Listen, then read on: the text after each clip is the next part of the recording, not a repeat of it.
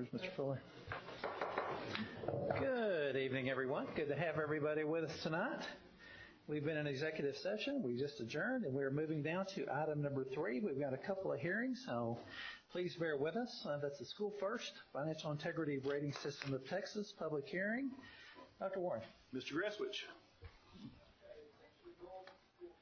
Well, for finances, it's the financial equivalent of the academic side, in effect, coming from the legislature through TEA, and it's to achieve improved performance in the management of school district's financial resources and the better use of those resources for fiscal performance. For the 15th consecutive year, the district has achieved the highest rating, which shows that the district is making the most of the taxpayer dollars and that we are accountable not only for the educational purposes of the district, but as achieving those in a cost-effective and efficient manner. The highest possible score is 100. That's what the district made.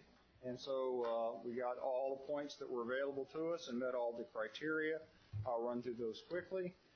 We had the complete annual financial report was submitted to TEA in a timely manner. There was an unmodified opinion on the annual financial report. The external auditor was free of instances of material weaknesses in internal controls, so that was part of the review, is to see that the controls of the district to make sure that our resources are not misallocated or misappropriated were in place. We were compliant with all our debt agreements, which of course in this district is extraordinarily important because we're always issuing debt and passing bond issues. The district did make timely payments to the teacher retirement system, yay, as well as the Workforce Commission, IRS, and all other government agencies. Unrestricted net assets were greater than zero, which means we were positive in our asset balance.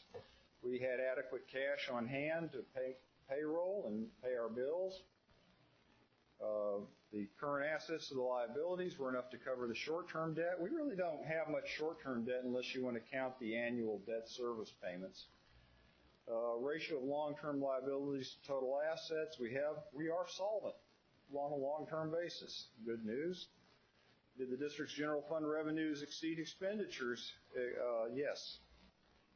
The debt service coverage was adequate to meet the required debt service. In fact, we actually, as you recall, did a defeasance for about $4.5 million, which saved the taxpayers an extra $2 million in interest payments using debt service fund balance, so we have a more than adequate ratio. The administrative cost ratio was equal to or less than the threshold test. The district did not have any kind of, we are a growing district, so this is irrelevant to us, but if you're some districts, say in West Texas, where you're losing enrollment, this becomes a huge problem trying to pare down your expenditures as your revenues decrease. The PEMS information was submitted accurately, so we pay our compliments to Lynn Sneed and her team. And the external auditor was, like I said, also free of material noncompliance for any of the grants. So not only do they audit the general fund, debt service fund, capital projects funds, but they also audit our special revenue or grant funds, the title funds, etc. We did not have an over-allocation. We were in a good shape with the TEA going back and forth. Essentially, TEA funds you on a computer model and then makes adjustments for actual, so they catch up. And that concludes the report. Be happy to answer any questions. The rest of the report, including the disclosure, mandatory disclosures, is available on the website.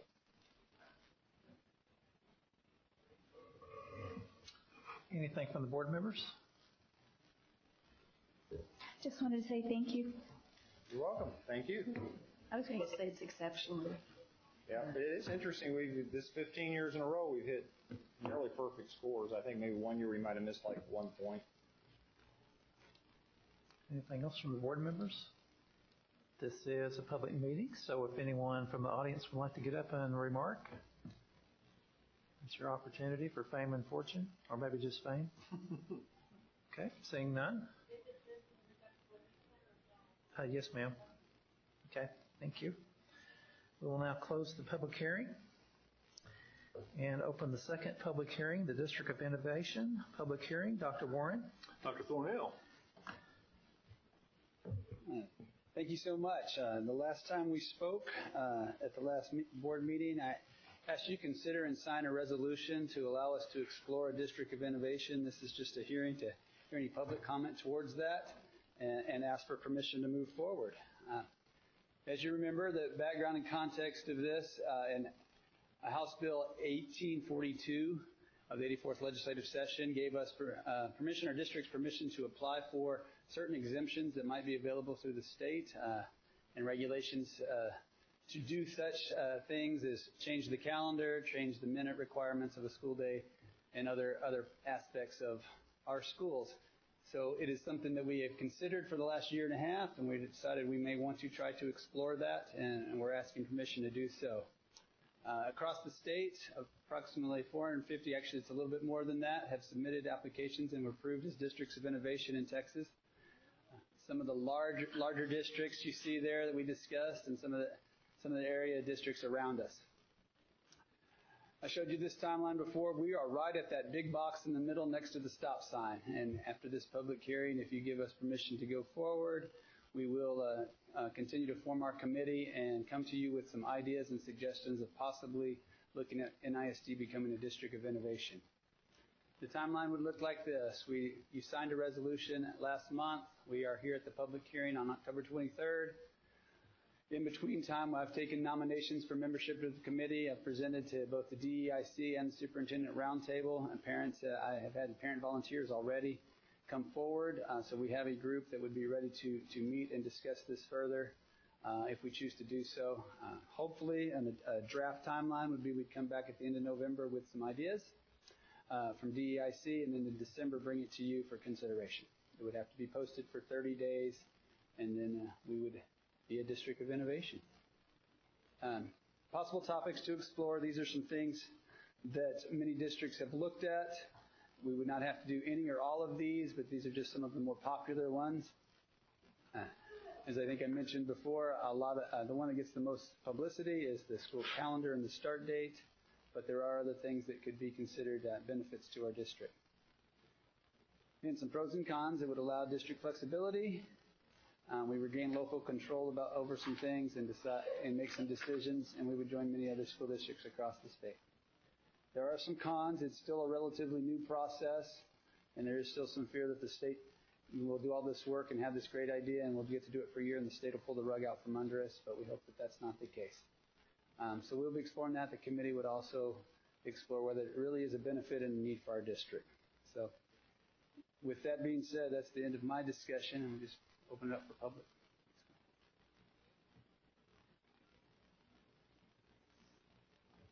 Board members?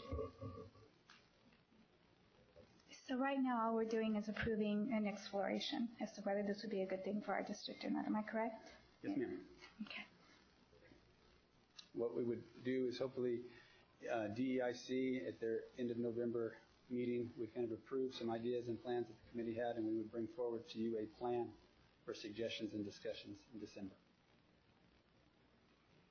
I love the ideas. I think what I'm already hearing from other districts all around and some of the creative things that they're doing, that Keller's doing. I've heard Denton's doing some things. So I'm still 100% on board, and I'm glad we're hopefully moving forward. Dr. Thornell, I'm curious about the possible topics to explore. Will administration decide which topics would be potentially worthy of, or will a committee, or? Probably a little bit of both. I think I will do most of the facilitation of the committee, and what we will do is we have already started the research and the homework of what's possible and also what other districts have done, both around us and around the state. I think that gives the committee some background and some ideas of where to go. I mean, I think I mentioned last time we spoke, there are some things you can't do, like we can't ask to not take the STAR test and things of that nature. But we would be facilitating and guiding that discussion. It is our hope that anything that we choose to explore would be an enhancement to NISD and not something that's just an extra. We're not heading into this just looking for the title of District of Innovation. Superintendent's been very clear about that. Any other questions, board members? Any member of the audience like to address the District of Innovation? Once, twice. 3 times. We will now close the public hearing. We will now reconvene the regular meeting. If you would, please rise for the invocation and pledge. All right, folks, great to see everyone. If you feel comfortable doing so, please pray with me. Our dear Heavenly Father, Lord, we thank you for this day. And Lord, we just thank you for allowing us to come here and just do the work for our children. Lord, we ask that you be with the board members tonight, Lord, our staff, our parents and caregivers in attendance. Lord, just bless this meeting and then see us all safely home. Lord, above all things else, just make sure you try to give your love, your guidance, your wisdom, and your protection to our children. It's in your name we pray. Amen. Board, we have 2 very special Prairie View Hawks here with us. We have Caden Rundall. Caden, how are you? All right. Go on over there, Caden. Board, Mark and Amy, are you here? Amy, good to see you. Mark, good. You got double duties. Good job. Board and audience, Caden loves math because they get to do fun things in math. Caden plays soccer, and he likes to go to the barn with the barn cats. Very good, Caden. This is what Mrs. Wallace said. This is what his principal said about him. Caden energizes Prairie View. He is only a kindergartner, but he comes to school every day with a smile on his face and finds a way to be a leader. He is proactive and definitely understands how to work well with others. He is already a proven leader. His future is bright. Great job, Caden. Thank you. All right, and then we have Caitlin Crimlin. Caitlin, hi. How are you? Good. Thank you for coming. Go on over there with Caden. And Bradley and Sarah. Sarah, good to see you. Thank you for coming. All right, this is what Mrs. Wallace says about Caitlin. Caitlin loves writing because you can express your feelings and have fun. She is currently writing a piece of her life as a thought. I like the ears, Caitlin. Caitlin is part of the Destination Imagination team, choir, and loves watching YouTube. She also loves helping her mom as a teacher assistant. Outstanding. Caitlin is a creative hawk. She is a leader among her peers and works to make sure that she is working to her potential. She shows discipline and self-motivation. She is on her way to meeting the criteria outlined by the NISD profile of a graduate. Caitlin, good job. Very good job. All right, so there's the American flag. There's the Texas flag. You guys lead us in the American pledge, please. Ready, set, go. I pledge allegiance to the flag of the United States of America and to the republic for which it stands, one nation, under God, one liberty and justice for all. Thank you for that countdown, Caden. All right, Texas flag. I pledge allegiance to the flag Texas, one under God, one and one. And Yolanda, you have no personalities over there in Prairie View. You guys stay right there. You get a little gift from us.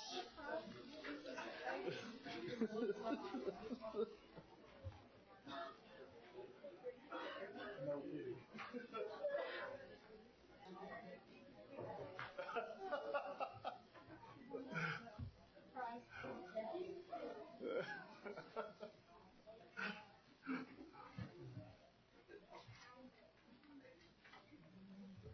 It was the best pledge I've ever seen. Yeah, absolutely. Ready, set, go. That moves us down to recognitions. Dr. Warren. All right, Mrs. Conklin, are we ready to recognize some folks? Yes, we are. Dr. Warren and Mr. Schluter, if you can come to the front, please. We're going to start off with Partners in Education Specialist Phil Beckman to introduce our new partners.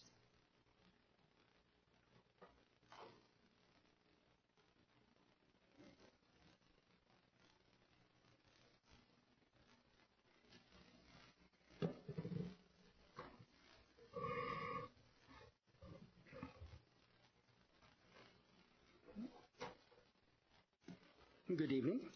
The Northwest ISD Adopt-a School program creates mutually beneficial partnerships between the community and NISD campuses.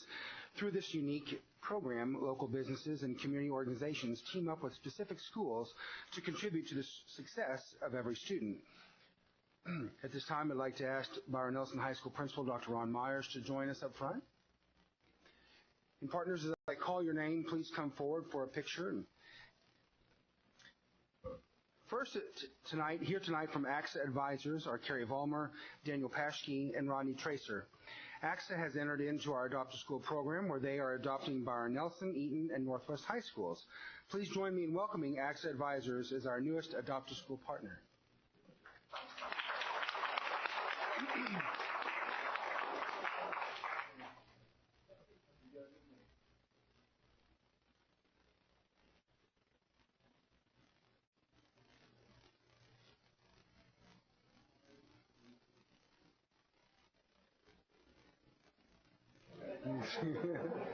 All right.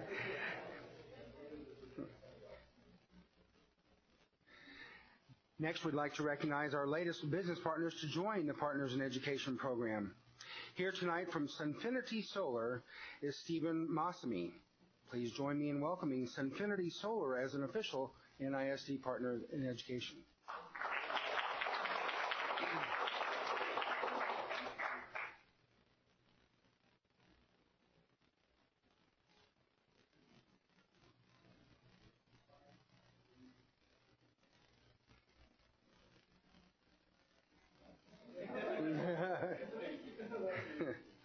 Here tonight from Lone Star Home Lending are Chris Hayes and Keith Goforth. Please join me in welcoming Lone Star Home Lending as an official Northwest ISD partner in education.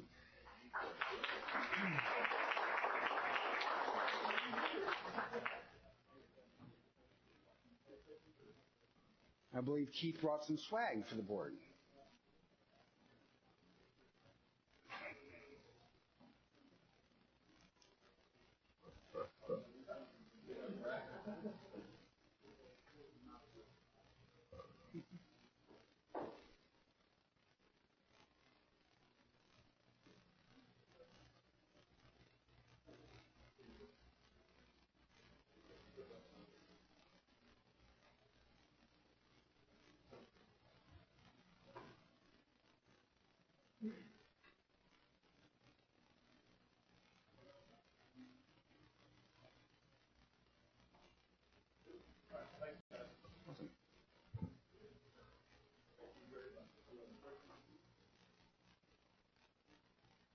Okay. Next, I'd like to invite Martha Yorston, who is our recent Going the Extra Mile Award winner, to the front, as well as her supervisor, Dr. Michael Griffin, Executive Director of Elementary Education.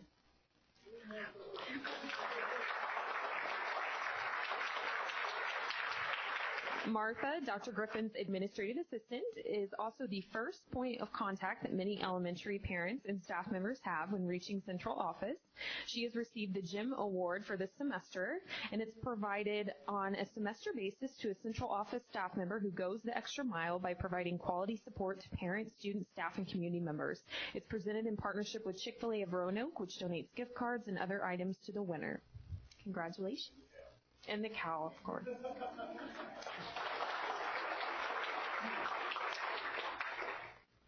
All right, and next I'd like to ask Deputy Superintendent for Business and Operations, John Groswich, and Executive Director of Business Services, Deanne Hatfield, to come to the front.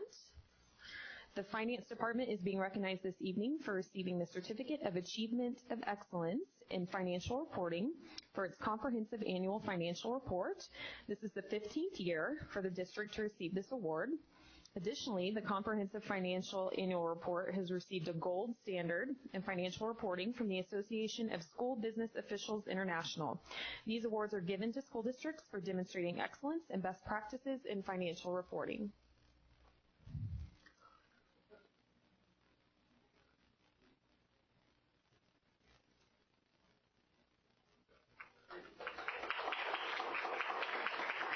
And that's all for our recognitions this evening.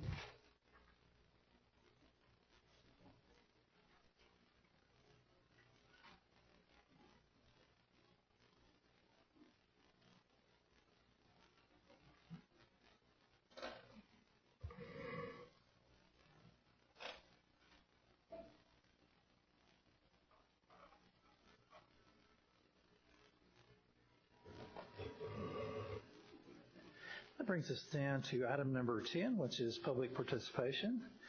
We do have one person that has signed up for that, Ruth Ray. If you would please come to the podium and allow me to read this lengthy statement.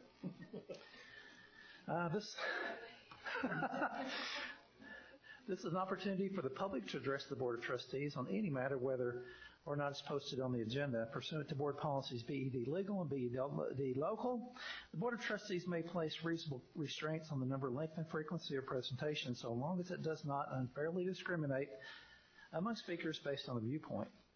The Board of Trustees is not permitted to take action on or to discuss any presentations made to the Board of Trustees at this time concerning an item not listed on the agenda.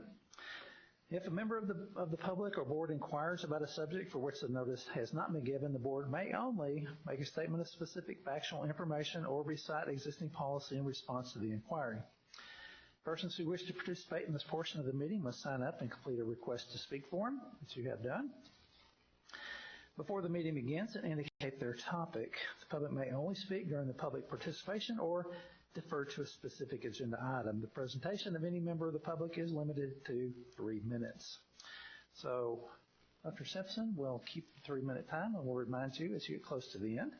If you would, please state your name and address for the record and begin. Okay, my name is Ruth Ray, and I'm at 12800 Lizzie Place, Fort Worth, Texas. And I'm actually here in regards to the K. Granger new dismissal policy or procedure, and just wanted to voice some concerns that some of the parents of walking students had. There was a new policy implemented today, and we understand some of the concerns that drove the policy, but we were a little frustrated with the implementation and I think the spirit behind it. There was the policy requires walking students to be retained. I'm sure you know about the policy, but until all driven and bus-driven students and car-ridden students have left the campus.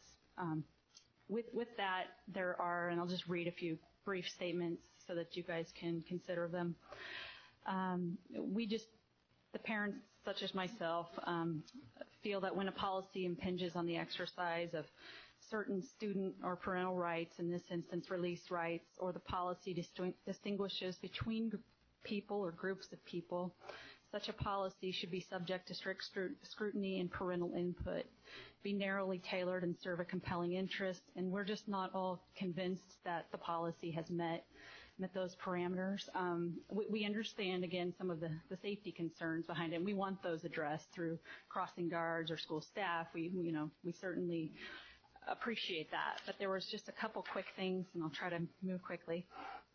There were some other schools in our area, one of them being Caprock, not in our district, but nearby, and they do manage to have a pretty safe, efficient exit where all students are released at the same time and no one is retained, and we're wondering why we can't attempt to implement some of those policies and procedures. There's just a few things about that, but we also were wondering what data was utilized in the assessment to form this policy. And in the policy manual online in section BQB on campus level process and decision making regarding communications, district policy and campus procedures must be established to ensure that systematic communication measures are in place to periodically obtain broad-based community, parent, and staff input to provide information to those persons regarding the recommendations of the campus-level committees. We just didn't feel like there was broad parental input in the policy, and we didn't feel like, if there was, it was only parental input from like-minded individuals. There didn't seem to be, any kind of dissenting opinion included. And I'll try to keep it brief, I know. I'll go ahead and just leave it there for now, but since I have about 3 minutes. But those are the basic concerns of several of the parents that some aren't here, but have privately emailed messages, spoken public, and whatnot. Thank you. Thank you, Ms. Ray. And I must say that security is very important to us and the kiddos that get home, but we'll continue to monitor the situation. Moving down to item number 11, consent agenda. Board members.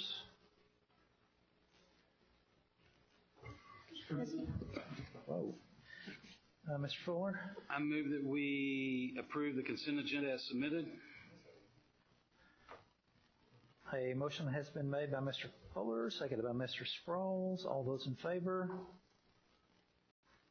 Motion carries 7-0. Good to have all the board here tonight. Moving to discussion action items under item 12. A, discuss and consider adoption of the TASB Culture of Voting Resolution, encouraging NISD to create a culture of voting and to encourage employees to exercise their right to vote. Dr. Warren. Board, the information on this begins on page 108 in your packet. And Board, Josh and I had, Mr. Wright and I had a discussion about this about a month ago.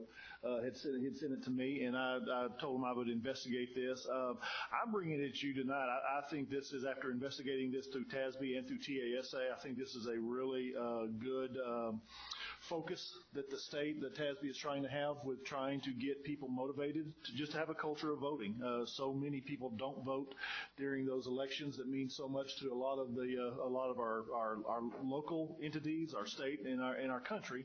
And so if on page 109 begins the actual resolution, TASB is asking, that's TASB's template that they're asking boards to look at. And under the resolved section, that part 2 gives several different strategies. And the reason why I do like this is because it also includes eligible students. It asks us to talk to kids about the right to vote and the responsibility to vote. Mr. Wright, any comments? Thank you for looking into this, Dr. Warren. Several districts across the state have passed this resolution. I think it's very appropriate that on this first day of early voting, yes, there is a November election.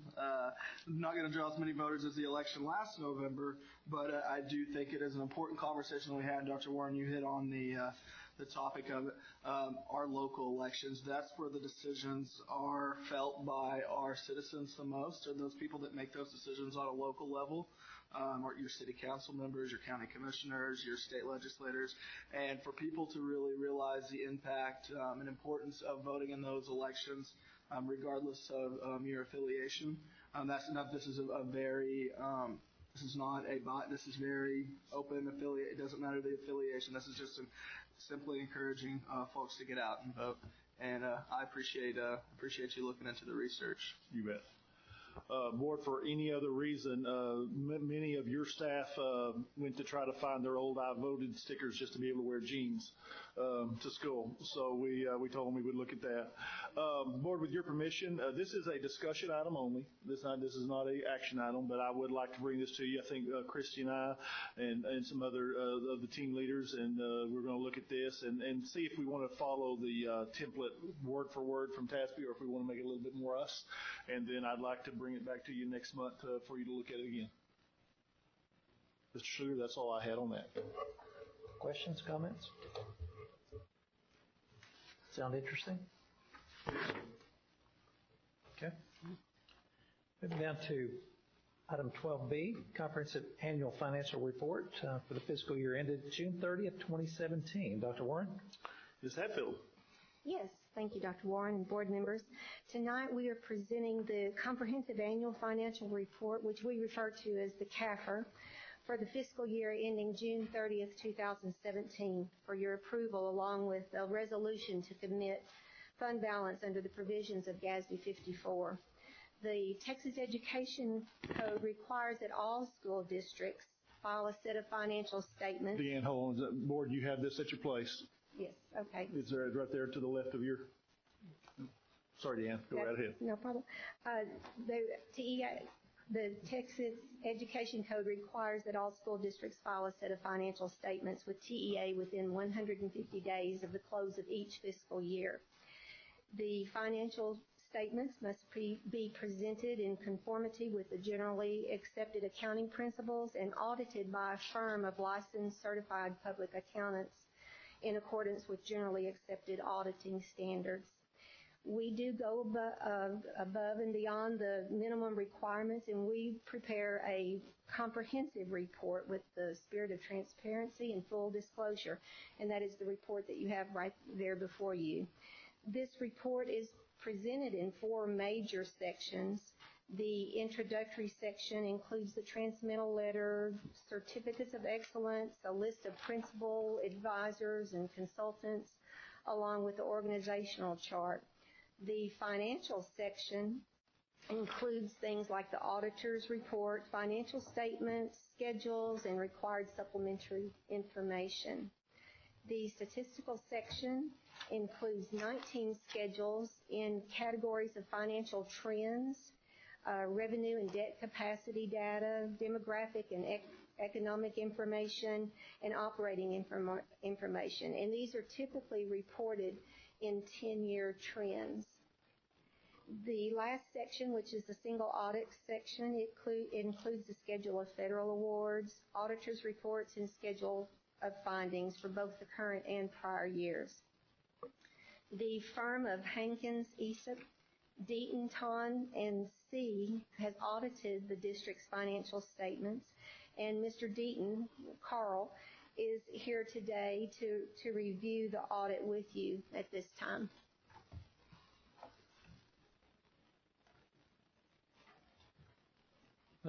Thank you, Deanne. Dr. Warren, Mr. Schluter, members of the board. I know you just received this printed copy tonight. You received an electronic copy last week. I know it's 166 pages long, so you might not have felt like spending the time to look through it. Hopefully, if you were interested, you did. But I'd like to just cover basically the highlights on a half a dozen pages that I think are the most important pages, and then see if you have any questions. Deanne mentioned the four sections of this report. It's basically the financial section and the single audit section that have been generated by us, the audit firm. Deanne and her staff primarily put together the introductory section and the statistical section. But the financial section begins on page 37 with the independent auditor's report, which is what is called a unmodified opinion, or what you might think of as a clean opinion, which basically says that these financial statements present fairly the financial position, the results of operations of the district for this last fiscal year. So if you'll turn to page 50, page 50 shows the results of operations. Page 54, I'm sorry. Page 54 shows the revenues and the expenditures for the three largest funds that the district uses to account for dollars. Those being the general fund, the debt service fund, and the capital projects fund. The general fund, the left column there on page 54, accounts basically for any dollars that are not required to be accounted for separately in another fund. And if you follow that fund, that column down 3/4 of the way down the page, you see an excess of revenues over expenditures or under expenditures, a negative $3.2 million, basically a $3.2 million decrease in fund balance last year from revenues and expenditures. That compares to the initial projected $10 million decrease in fund balance that you had adopted in your original budget for this fiscal year. So the actual results turned out better than your projected initial budget. Following that column down, you see also, though, that there was $39 million transferred into the general fund last year. You see that same number being deducted from the capital projects fund on that page. And if you recall, basically there were some general fund dollars that years ago were set aside for construction needs that were put into the capital projects fund. Those dollars were transferred back into the general fund this year. So while the current year operations reduced fund balance $3.2 million, you see bottom line the fund balance increased $35 million in the general fund from a $76 million beginning balance to an ending balance of $112 million. And board, let me just reemphasize that 3.2, almost $3.3 million of deficit. Adopting a $10 million deficit, we definitely made it a goal that we would not bring that back to you by the end of the year. And under John's leadership, under Rob's leadership, under our assistant subs, executive directors, and our building principals all the way down, I think our spending habits, created this. That's a very good indication that we're keeping an eye on this budget, and even in years of, and a lot of the times our deficit budgets come about because we're increasing so many kids per year and having to increase so many staff members per year. But I really am proud of the staff, and I'm proud of your leadership in bringing this to you, and that's what we're going to strive to do every year. Thank you. And Dr. Warren's correct. There is a budget versus actual comparison later in this report, and it basically shows that while some revenues were more than you projected, the majority of the favorable variance is due to savings in expenditure functions, where you basically spent less, cut back whatever, and spent less than what you had projected. Now, any fund balance of $112 million, if you turn back to page 50, you'll see a general fund column as well. And at the bottom of page 50, you'll see that $112 million fund balance broken down into three different numbers, the two largest being $61 million that's been assigned for construction. So in essence, that $39 million that have been parked over in the Capital Projects Fund is still being earmarked for construction needs over here in the general fund, as well as some additional dollars. And what you find in unassigned fund balance is basically 3 months of general fund expenditures. So that's, in essence, is kind of the reserve that's being kept as unassigned, with the rest being earmarked for construction needs. And it's called assigned fund balance because the district can change that assignment at any time they want if they decide to either lower that or raise that to move more money in and out of assigned fund balance or unassigned fund balance anytime you see the need. All right, back on page 54, the middle column is the debt service fund. The debt service fund collects the interest sinking portion of your property tax assessments and pays the principal and interest payments on your bonded debt. It also accounts for any of those bond defeasements that John mentioned earlier, of which you did have one this last year. So you see all that activity flowing through that fund, and right toward the bottom of that column, you see that basically the fund balance just hardly changed last year, $141,000 decrease, still $39 million of fund balance at June 30, probably of which most or not all of that went toward paying the August 15th semi-annual debt service payments that were due. The last column there on page 54, the Capital Projects Fund, anytime you sell new money bonds, of which, again, you did last year, you see down toward the bottom of that column, this fund accounts for the collection of those bond proceeds and the spending of those bond proceeds on construction projects. So you see $68 million of expenditures on various projects this last year, the $90 million bond sale, $107 million of unspent bonds proceeds at the end of the year for construction projects that are being worked on now. One other fund I want to point out is way back on page 100. There are three funds you have to adopt an annual budget for. We just looked at two of them, the general fund and the debt service fund. The child nutrition fund is the last one. So that rightmost column on page 100 shows you the activity for the food service or child nutrition fund this last year. And again, bottom line, you see it came real close to break even last year, a $24,000 loss, but still a $1,039,000 of fund balance. This is the fund that has a maximum, a limit on the fund balance you can have in that fund anyway, which is 3 months worth of spending. And you see the spending in that fund was just over $8 million, so you can't have more than about $2 million fund balance in that fund anyway. I'm sure if you ever reach that point, you'd find some needs to spend those dollars on. A couple other pages toward the back of the report, pages 108 and 109, just to point out to you that you do have some internal service funds that account for specific activities related to services that are internal in the district.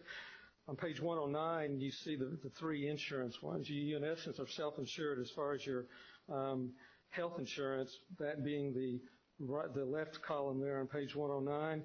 And just to point out to you that that fund balance has increased the last 2 years after having, I think, no fund balance in that fund a couple of years ago. You see that left column there on page 109, is up to a $1.8 million fund balance, which is your health insurance, self-insurance fund. That still is, not more than between a month and 2 months worth of spending in that fund, but it's definitely an improvement and heading the right direction. And then one more page toward the back, page 117. I don't know how often you might see something like this on a regular basis, but this is the yearly summary of the property tax activity last year. The property taxes that the district assessed, collected, and the delinquent balances owed at the beginning and in the end of the fiscal year. And of note is if you look at that left column versus the right column, there were less delinquent taxes due to the district at the end of the year than at the beginning of the year. So the district had a really good collection rate. Taxpayers did well paying their property taxes last year, and you see that balance drop from $6 million down to 5.7.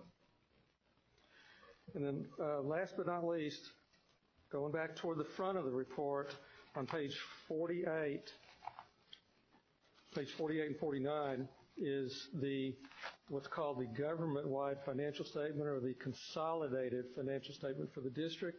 Page 48 is a consolidated asset and liability statement that combines all of the funds, the four we looked at, or the several we looked at, plus a couple other dozen back there, combine them all into one statement along with all of the capital assets the district owns and all of the debt that the district owes.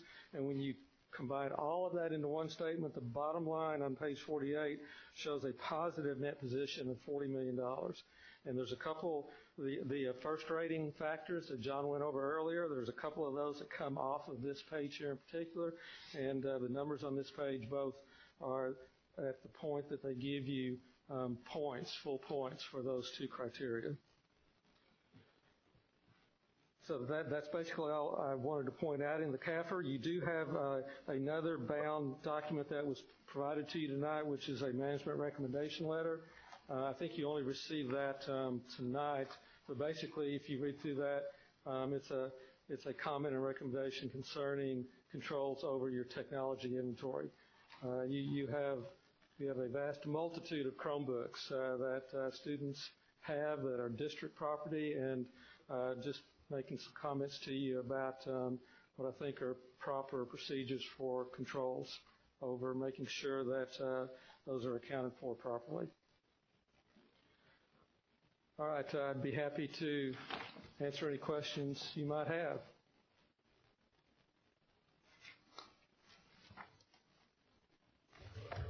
That's pretty exciting stuff. Does anybody have any questions about that? That's very thorough. Nicely done. Was there anything that just stood out other than the points you've already made from this year to last year? Well, of course, last year I had a management recommendation letter that talked about some issues or problems we had last year with some things in the books, but all of those things that I commented on in last year's management letter were addressed in full by John and Deanne and the folks in their office, and none of those things arose as an issue this year. So that's pretty awesome. No, I don't have any other things I'd want to comment on. Thank you. Board, I would recommend approval of this year's financial audit, the comprehensive annual financial report for the year ending June 30th, 2017. Mr. President, Ms. Cox? I move to approve the comprehensive annual financial report for the fiscal year ending June 30th, 2017, as recommended by the administration. Second. A motion has been made by Ms. Cox, seconded by Dr. Simpson for the motion as read. Any further discussion on this item? All those in favor? Those opposed? Motion carries 7-0. Thank you, guys. Okay. Excellent job. Thank you very much. We're going to take item number 12C and move that behind item 13. It's a very important item. We want to spend quite a bit of time on it. So in the essence of the other items, we'll drop down to 12D, if it's okay with the rest of the board. Okay, seeing no opposition. D is policy CDA, other revenue, investments, and designation of investment officers, and approval of brokers and dealers. Dr. Warren. Board, you review this annually, and we ask you approve those positions and those vendors, the dealers that we have for brokers and dealers. The page 285 in your packet starts this information. The recommended positions, the Deputy Superintendent of Business and Operations and the Executive Director of Business Services are recommended for investments officers, and then the list of brokers and dealers are on page 291. After your questions, I would recommend you approve both those.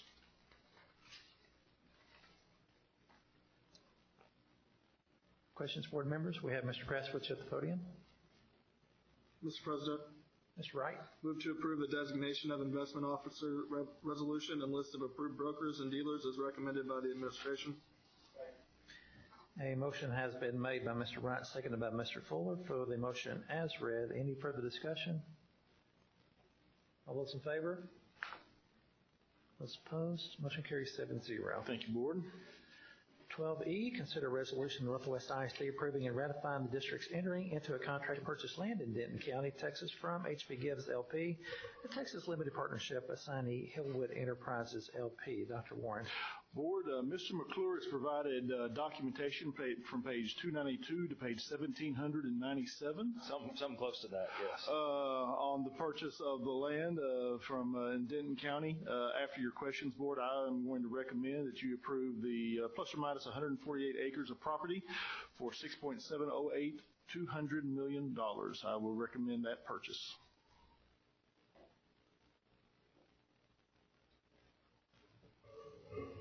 Questions for Mr. McClure? Statements? Motions? Hey, Mr. President. Mr. Sproles. I move to approve the resolution of Northwest ISD approving and ratifying the district's entering into a contract to purchase land in Denton County, Texas from H.P. Gibbs, L.P., a Texas Limited Partnership assignee of Hillwood Properties, L.P., as recommended by the administration. A motion has been made by Mr. Sproles, seconded by Mr. Fuller for the motion as read. Any further discussion on this? Before we vote on it, would you tell us exactly what kind of schools is planned on this particular site, just for public information? So the site that's before you for purchase tonight is actually a site that would accommodate a middle school, a high school, and a stadium venue. But as a contingent part of the purchase of the land, Hillwood Group is donating an elementary school site in that development as well. So we end up with 4 sites, basically, for the purchase of 3. Thank you, Mr. McClure. You're welcome. Any last questions? All those in favor? Those opposed? Motion carries 7-0. Thank you, Board. Thank you, Mr. McClure. You're welcome. Moving down to 12F, right-of-way grant, SWG Pipeline, LLC, H.P. Gibbs Tract, North Lake. Dr. Warren. Board, items F and G are requests for right-of-way from the same company, SWG Pipeline. This group is looking to consolidate and rework some of their gas pipelines to get ready for future growth, the growth that's there now and future growth. Item F is for the land you just authorized us to purchase. He would like to make sure that the pipelines are as strategically placed as possible. And we are recommending your approval for this. Any questions? 4 motions. Mr. Sluter. Mr. Fuller. I move that we approve the right-of-way grant between Northwest ISD and SWG Pipeline, LLC, contingent on the purchase of land, I think that we just purchased, from H.P. Gibbs, L.P., assignee, Hillwood Enterprise, L.P., and to designate the authority to execute the grant to the superintendent or his designee as recommended by the administration. Second. A motion has been made by Mr. Fuller, second by Ms. Kopp. For the motion as read, any further discussion? All those in favor? Those opposed? Motion carries 7-0. Thank you, Board. 12G, right-of-way grant, SWG Pipeline, LLC, Outdoor Learning Center property. Dr. Warren. Board, exact same explanation. This is just down the road on our property at the OLC. I would recommend approval. Mr. Sluter. Mr. Fuller. I move that we approve the right-of-way grant between Northwest ISD, SWG Pipeline, LLC, and designate the authority to execute the grant to the superintendent or his designee as recommended by the administration. Second. A motion has been made by Mr. Fuller, seconded by Dr. Roush. Any further discussion? All those in favor? Those opposed, motion carries 7-0. Down to 12H, RFQ B017-019-10-039, Northwest Elementary School, number 19. Dr. Warren. Board, if you look, this information on this begins on page 563 in your packet. The committee has met to analyze those RFQs for the construction managers for the elementary 19. Mr. McClure? Yes. The results of that analysis? Yes, we are bringing forward Joris as the top selected overall value to begin to enter into negotiations with. From that, this is the elementary 19. This will be the first new prototype elementary school, bringing them on to help through that design process that we've just initially started in the last couple of months planning for. We would recommend approval. Any questions? Mr. McClure, I did have a question. Yes. I noticed that we had the points, but I didn't see the criteria. The criteria was previously approved when we went for that selection, but we can get it back to you. Thank you. Is there any particular oversight changes that we might need since it's a prototype elementary that we would normally provide on? I'm sorry, will you restate the question? Yes, I will. I'll try to confuse you one more time. Please. Since this is a prototype, there's obviously going to be some new design criteria, decisions. So will there be any additional oversight than what we would normally have on one of our cookie cutter type? Sure, absolutely, which is why we asked to go the CM at risk route on this, to get that contractor involvement in on the first part of the design process so that we have a fully integrated team. So we're not just working with the designer's perspective, but the contractors are at the table as we're putting pen to paper to help with those decisions, give their insight and vision to how maybe to simplify details or bring different material selections to help in a cost analysis mode. In this model, the construction manager at risk is responsible for the construction manager at risk is responsible for the actual cost estimate at different deliverables along the way. So they'll be there providing that financial guidance as well on the actual construction cost of the building, ultimately returning to the board a guaranteed maximum price at which the building will bid at. And board, with when I review the next month's agenda with Mr. Schluter, I'm going to ask his permission to actually insert a workshop for you next month as to the design phase of elementary 19, just to kind of catch everybody up with where we are, what the processes look like, what Tim has done with everything. So with that, if we get that permission, then you'll have everything right in front of you what we've done so far. Okay. I just might add that we are really right at the end of a planning phase. So bringing them on right now, the design is is taking shape. So it's the perfect time to bring them on, the contractor. I have a question. In the design phase, are we bringing teachers in and getting their opinions on? Absolutely. I think what Dr. Warren mentioned, next month, we plan to show you that entire process that spanned about 10 weeks, in which I'm happy to say we involved and engaged someone from every elementary campus at some level. That didn't mean we engaged 50 people from every elementary campus, but with the assistance of Dr. Griffin, we were able to go and reach out to every campus and made sure we engaged individuals from every campus, whether that was a student, a staff member, or a teacher. So I think we were very thorough in that process of getting that feedback during this time. Look forward to sharing that with you next month. I have a question. I think it's more for y'all. In our packets, we saw the scores and the prices, but it's not here. So is that something we can talk about, or should I have? Absolutely. Because I see what George scored, and then I see the competitors, and there's a little bit of a difference. So I was just kind of curious as to why George versus the others. Well, you take the score of the qualifications is one component of the weighted value against the actual cost that was submitted. Mm-hmm. So when you combine those two, you get a ranking of overall best value for the district. So when you combine Joris's actual fee presented with their score, they worked out to be the overall highest ranked bidder or proposer. Once that evaluation comes in on those two measures, the state does allow us to do an interview process, and so then the interview also has a weighting in there as well. So. Okay, I was just under the impression that scoring was the final. Yeah, the scoring was just the scoring on the qualifications piece. Okay. It did not take into consideration where they fell on the actual cost proposal. Okay.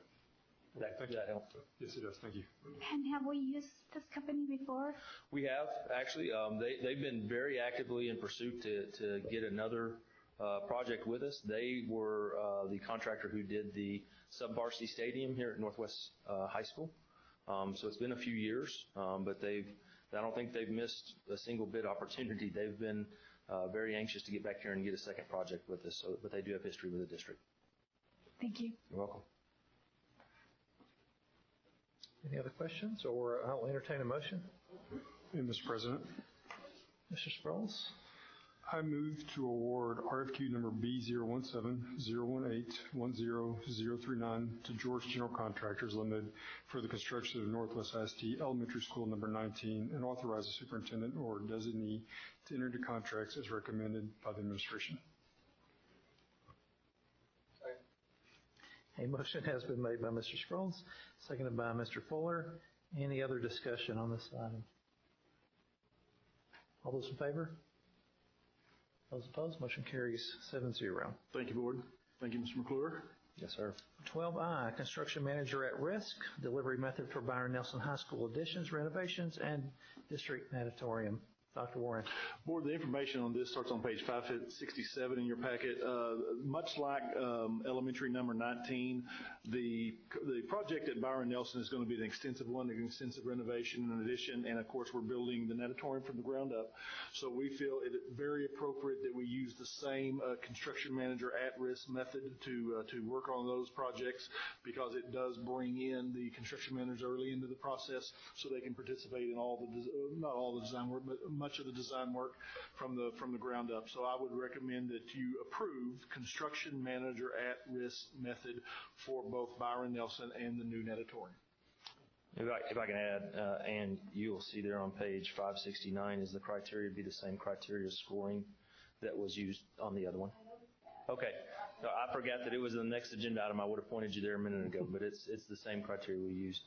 Just to echo what Dr. Warren said, you'll hear, I think our philosophy, my philosophy here is if we have difficult projects or projects that have complexities or like a prototype where we want to make sure we get it right, those are great opportunities to have that contractor on board. An natatorium certainly qualifies, as well as a very extensive renovation to Byron Nelson both qualifies for bringing that contractor on board ahead of just doing the documents and having every contractor bid them. So that's why you have that recommendation before you. Tim, is there any issue with having two distinct locations not be split? I mean, having them with just one CM at risk, or is that not a big issue? It's not a big issue. As far as the two items there, we're just saying we want to do the delivery method for both of those. There's no guarantees that the same contractor would get both of those or not. So okay. It's just a delivery method for both those projects. Okay. All right. Thanks. Mm-hmm. Mr. President? Oh, jump ball. Go ahead, Josh. Who was first? I move to approve the construction manager at risk delivery method for Byron Nelson High School additions, renovations, and district auditorium was recommended by the administration. Second. A motion has been made by Mr. Wright, seconded by Ms. Cobb for the motion as read. Any other discussion on this item? All those in favor? Those opposed? Motion carries 7-0. Thank you, Board. Flip the page. We are now on item number 12J. A competitive seal proposal, delivery method for Kelly Box Ag Center, Science Center, Hatfield Elementary partial roof and HVAC, and Prairie View Elementary partial roof and HVAC. Dr. Warren? Board, for the projects that Mr. Schluter just announced, we recommend that we use the competitive sealed proposal method for this work. We feel that this will be the most economical and most effective model for those projects. I would recommend approval of the competitive sealed proposal method. Tim, any? No, I've listed, I've had enough items here that everybody should get an opportunity to make a motion in a second. So, yeah, there's anything else, Tim? No, we're good. It's the same case with the other, a little bit more simplified construction, allows us to do the work and then have the contractors bid the actual documents. So both methodologies, as I presented, I think about a month ago to you on the different ways that the state allows us, both those are the two that we use throughout Northwest, and so we feel that these are appropriate for these three different projects. Mr. President, Ms. Kopp. I move to approve the competitive sealed proposal delivery method for Kelly Box Ag Center, Science Center, Hatfield Elementary partial roof and HVAC, and Prairie View Elementary partial roof and HVAC as recommended by the administration. Second. A motion has been made by Ms. Kopp, seconded by Dr. Simpson. For the motion as read. What did you say? Dr. Roush. I heard Dr. Simpson too, so. Yes, sometimes I know the difference. I don't always know the difference, so my bad. You did say that. There wasn't an echo. Okay, thank you. It is late. Any further discussion on this item? All those in favor? Those opposed, motion carries 7-0. Item number 12K, consideration of teacher late resignation without good cause and proposed complaint to the State Board of Education certification for abandonment of contract. Dr. Warren? Board, we recommend approval of this resignation for without good cause and forward the proposed complaint to SBEC, TEA for Mr. Brian Wally. I would recommend approval.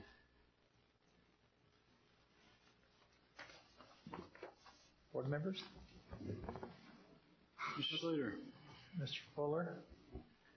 I recommend approving that we find good cause that did not exist for Brian Wally to resign and abandon his contract for the 17-18 school year, and that the board authorizes the superintendent or his designee to file a complaint with the State Board of Educators certification to seek sanctions for his abandonment of contract.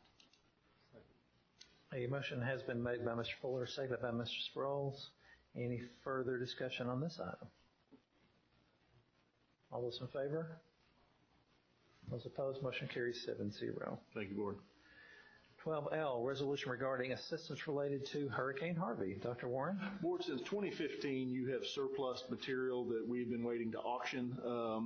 We've received word over the last several weeks about our brothers and sisters in the Houston area needing, our fellow school districts needing materials that they lost during the hurricane. And what this resolution does, it just gives us the right to actually donate those items. And Tim is still working with the Service Center. Tim and John both are still working with the Service Center to get a list of those items, children's desks, chairs, teachers' desks, technology materials, anything they do that we would like the option to, rather than to auction these, to actually donate them to those school districts in need. I would recommend approval. Questions, board members? Motions, board members? Mr. President? Mr. Scholes? I move to approve a resolution regarding assistance relating to Hurricane Harvey as recommended by the administration. A motion has been made by Mr. Scholes, seconded by Dr. Simpson for the motion as read.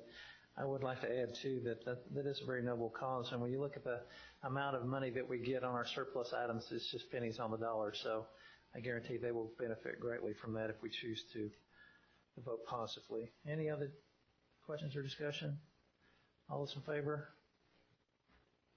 Motion carries 7-0. Thank you, Board. Number 12M, agreement with mutual release, Stewart versus Northwest ISD, cause number 417-CV-00159 in the U.S. District Court, Eastern District of Texas, in the Sherman Division. Dr. Warren. Board, I would recommend that you approve the settlement agreement as agreed to through mediation and the great work of our in-house attorney, Ms. Hobbs, for the total of $20,000. I would recommend approval. I'm mad that it's $20,000 that we don't have to pay. That would be TASB's $20,000. Thank you, sir. Discussions, questions? Mr. Sluter, I move to approve the agreement and mutual release as presented and authorized the superintendent or the designee to sign the agreement and take necessary actions to fulfill it. A motion has been made by Dr. Simpson, second by Mr. Sproles. Any further discussion on this item? Mr. President. Yes, Mr. Wright. I just would like to commend the work of our attorney, Christy Hobbs. And this was not something we've been dealing with for a while, not something I'm particularly pleased with the outcome, but I want to thank Christy for her work. Fantastic, yes. Duly noted. Anyone else? All those in favor? Those opposed? Motion carries 6-1. Mr. Wright dissenting. Thank you, Board. Moves us down to item 13, reports. Under A, Professional Development District Effectiveness Report. Dr. Warren. Dr. Espinosa, as she approaches the podium, her report starts on page 578 in your packet.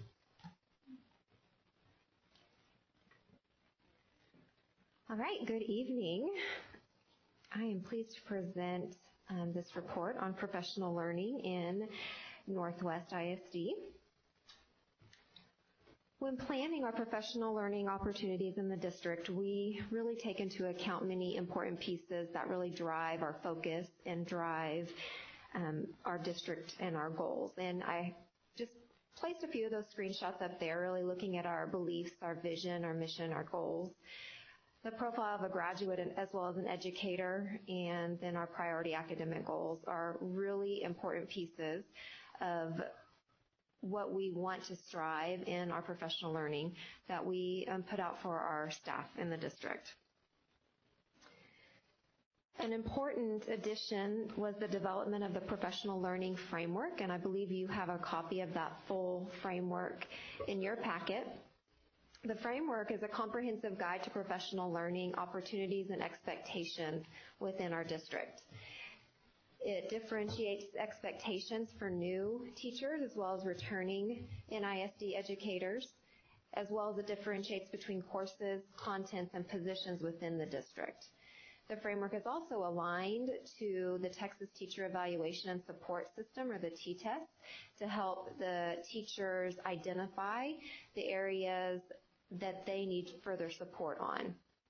And I'm going to give you a little bit more information about that as we move through. The Teacher Evaluation System, or the T-TESS, is comprised of 4 domains that are listed here: planning, instruction, the learning environment, and then professional practices and responsibilities.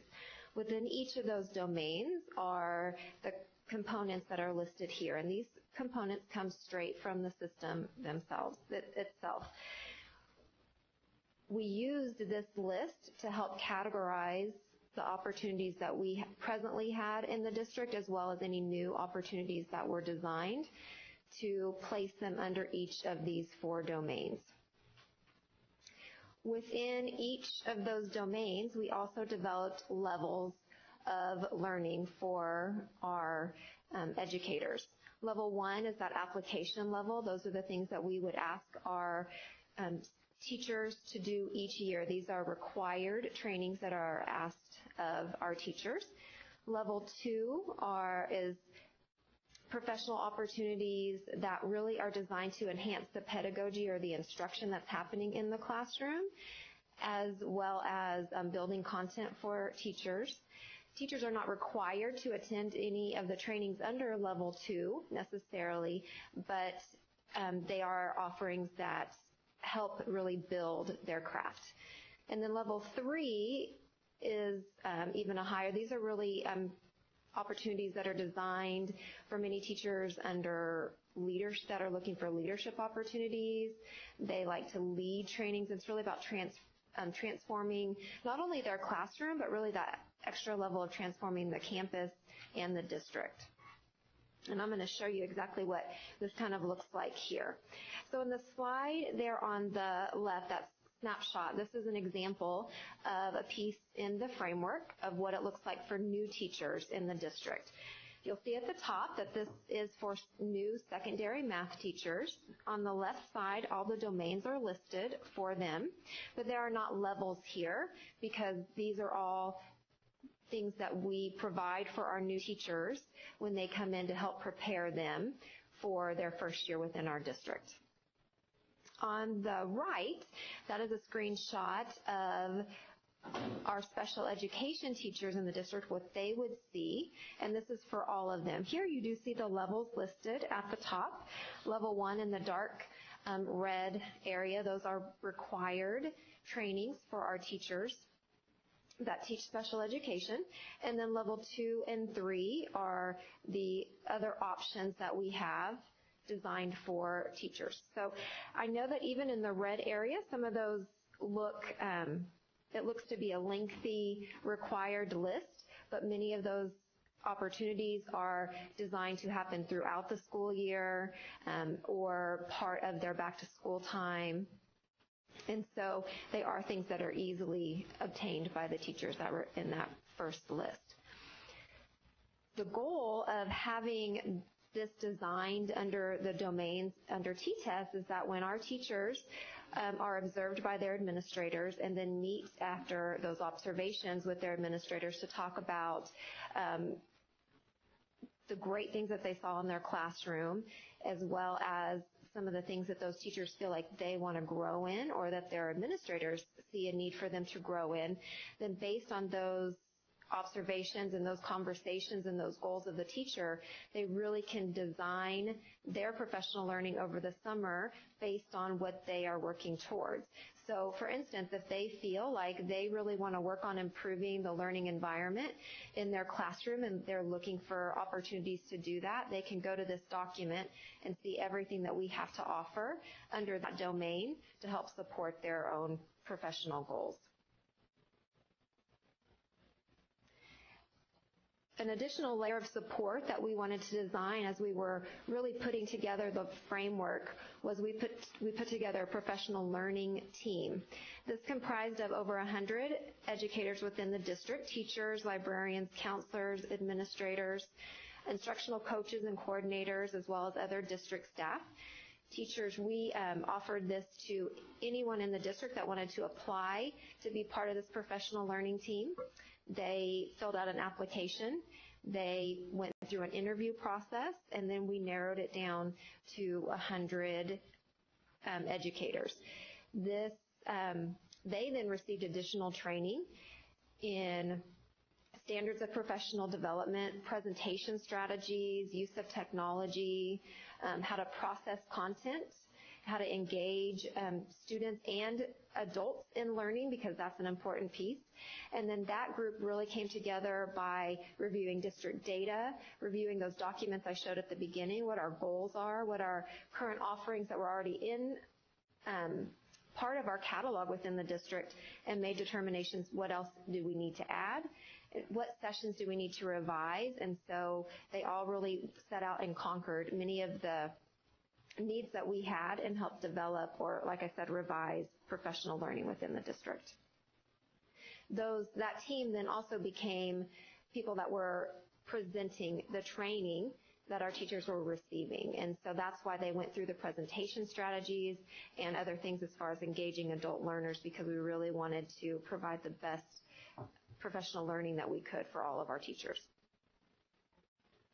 Based on those conversations, here are some examples of some new learning opportunities we felt it was important to add to what we were already offering within the district.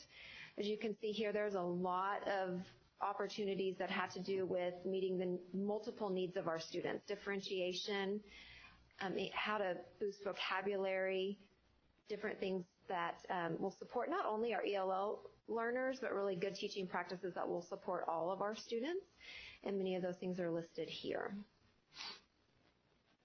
The last one listed on that slide, the Curriculum Institutes, that was an addition this year that we have added, a required 3-hour institute for all of our core content teachers in grades 6 through 12, as well as all of our pre-K through 5 classroom teachers and special education teachers. And what this was is we designed this based on classroom observations, based on feedback from teachers, based on feedback from administrators, on what were we seeing were the biggest needs of our students in the class, or of our teachers in the classroom, and how can we support them with that. And so we wanted to make sure that all of our teachers were hearing the same message and were discussing the same things based on where we saw that the needs were. And so we created these institutes based on that feedback. This slide will show you really what came out of that needs assessment and where we felt like we needed to support our teachers the most in the institute over the summer. And like I said, it was a 3-hour institute that the teachers then could use towards their flex time. We offered the institutes 3 times throughout the summer to give teachers a variety of opportunities to attend the institute. And then we also offered a makeup session once school started on a Saturday in case there were some teachers that could not attend any of the 3 options over the summer. We continued with our Engage conference. This is the 3rd annual Engage conference, and I would have to say it was our best so far. We offered 219 sessions.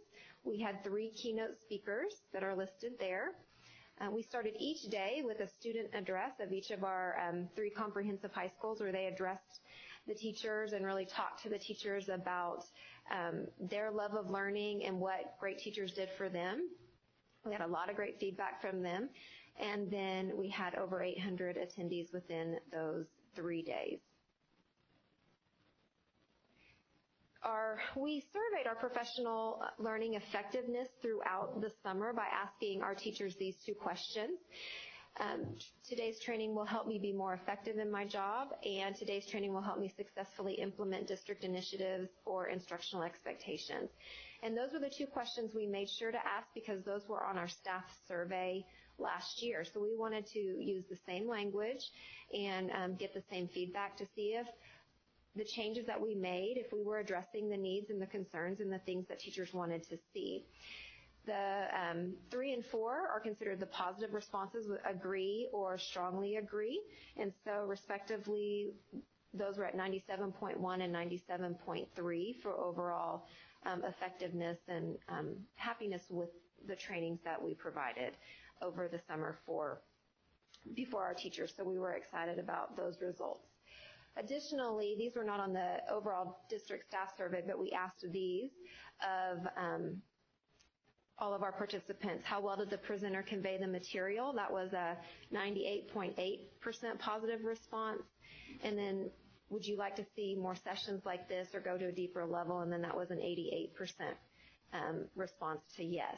So we felt like, again, those were strong. We picked the right people. The trainings that we put in place for our professional learning team was effective because they obviously were effective at leading those sessions, and that we picked the right trainings. They felt like those were the things that they wanted to see. So we were really pleased. We were very pleased with that. We also then took all the feedback, and there was a place for written feedback as well, and we sent all of that feedback to each presenter so that they could see the feedback that they received from each of the participants that attended any of their sessions. Our back-to-school schedule looked like this. We had 3 days at the top for new teachers. The morning of that August 14th, they had time on their home campus with their mentor, and then they came to their welcome lunch, which many of you were there as well, and ambassador training that afternoon.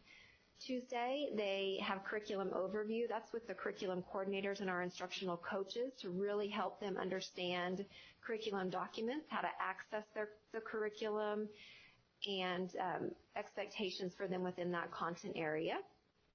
And then Wednesday is time for them to receive T-test orientation and thinking maps training. We actually offer those 2 sessions also 3 times throughout the summer and really encourage our teachers at orientation, our new teachers at orientation, to attend those prior to August 16th, but we always want to offer it there for late hires.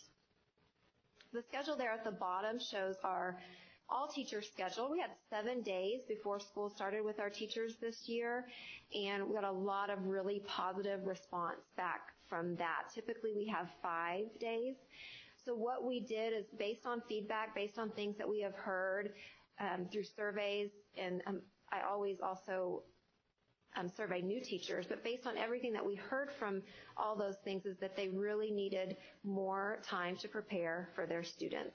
And so the campuses, as you can see there, had 3 days with their teachers, but then we added an extra work day for our teachers, and then really what I felt like was the most important thing we added was that teacher PLC day or that planning day. We know planning takes a lot of time and is a very important part of the teacher's job, and so we wanted to make sure that we honored that by giving them dedicated time to have that planning done before school started.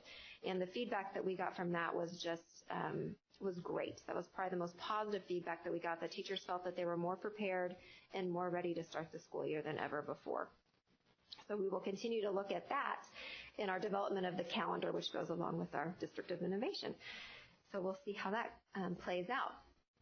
Obviously, our support cannot stop when school starts, and so here are some pieces of further support that happens throughout the year. We have district PLCs, campus PLCs. We've tried an additional thing at the elementary level this year that we've been really excited about, and that is having some virtual PLCs where teachers are doing some self-study, looking at student work, and discussing some things to give them time, some freedom within their time to do that. They can do it in their pajamas at night once their kids are in bed.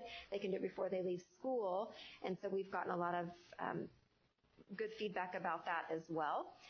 We have the ELA Math and Science Academy to support our teachers and content and pedagogy there.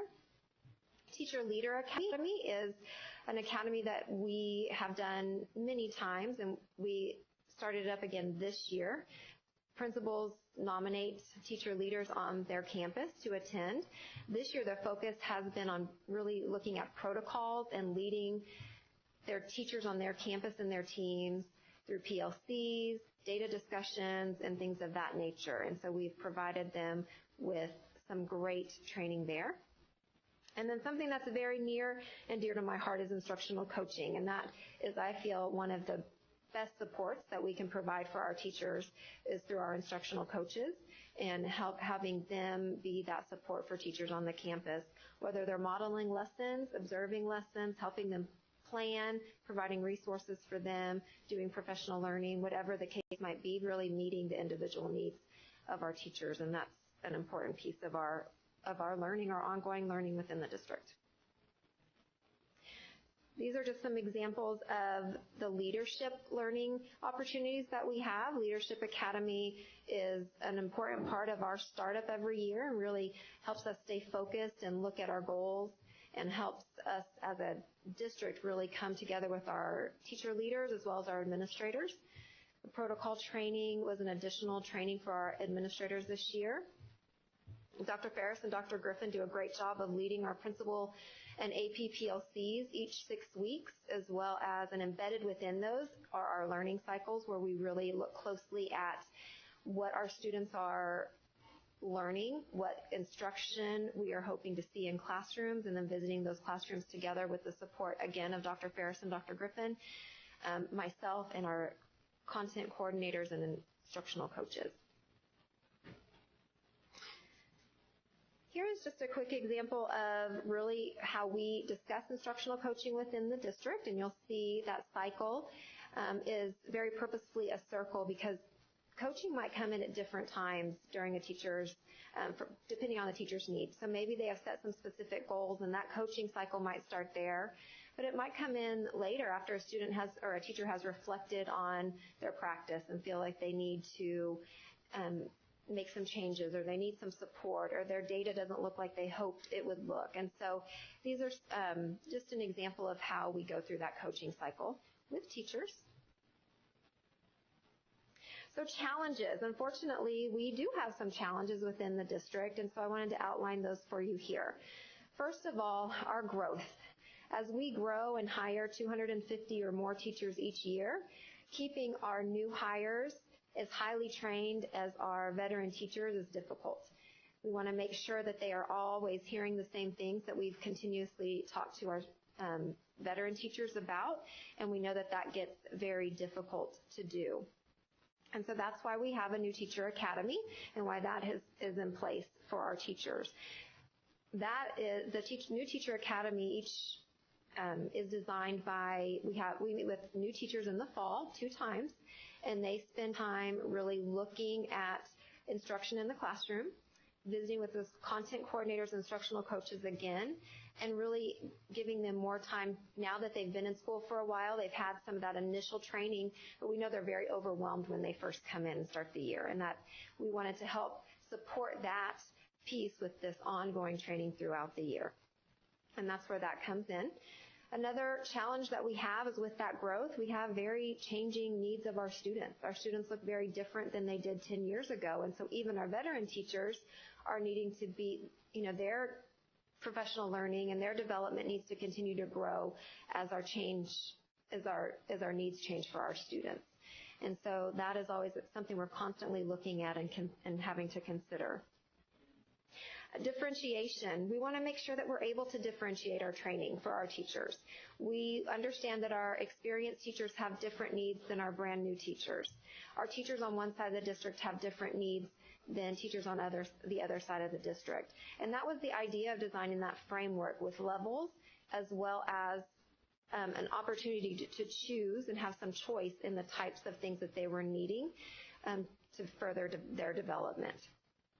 And so we're hoping that that will help really continue to give them that ability to pick what they're going to need the most. Another challenge there is just the multiple needs of professional learning for all of our teachers. We ask our teachers to get 12 hours or 2 days of flex days so that they can have off the week of Thanksgiving. But as you can see here is just a few of the things that our teachers often need support in. So building content knowledge is always important. Building their instructional strategies, their pedagogy is always going to be important, as well as having annual requirements that our teachers need to keep up with. 6 hours of GT for our teachers that are certified there, continuing to build our certification with our students or our teachers that have that ELL certification. Many of our coaches that also teach content need to have bus driving training and CPR, and so that takes up a lot of time as well. And so we know that there are a lot of needs for our teachers, and so trying to find a balance between all those things is important for us to continue to look at. So our next steps, we will definitely continue to analyze the needs of our students and teachers. Our framework is designed right now, but we know that that's going to have to be a piece that changes with the needs and the things that we see coming upon the horizon as far as education goes and the needs of our students and teachers. We will continue to make those connections between the T-test domains, teachers' professional goals, and professional learning opportunities. And then a goal for this year is to really work with teachers to develop personalized learning plans for their professional growth so that it is not a one-size-fits-all. We can't design everything to be the same for everyone, so we really want them to have ownership in helping to design what they need the most. And then to develop a professional learning management system that really mirrors that framework and can help track their domains and track the professional learning opportunities that the teachers have taken. And that is it. What questions can I answer for you? I just want to say I appreciate all your hard work, and we have a great staff development system going. The only concern I have is when we tell teachers these things are required, but we don't pay them. I mean, we give them the flex days, but if they choose things that they feel like they need, and then they get these requirements, then they have to go additional days, and we don't pay them for those additional days. So that kind of concerns me that we're saying you're required to do this, and you're going to go and work this day, but we're not going to pay you for working this day. So that's the only issue that I have. And we have a lot of teachers that definitely go way above and beyond the 12 hours or the 2 days of flex, that they really want to build their craft and want to take on those opportunities. And so that is something that we discuss a lot, that we understand that the needs are great. And do we try to work a lot of those into those staff development days, the required ones? Yes. Many of them happen within the PLC time or within that week that we have them back in that district time, most definitely.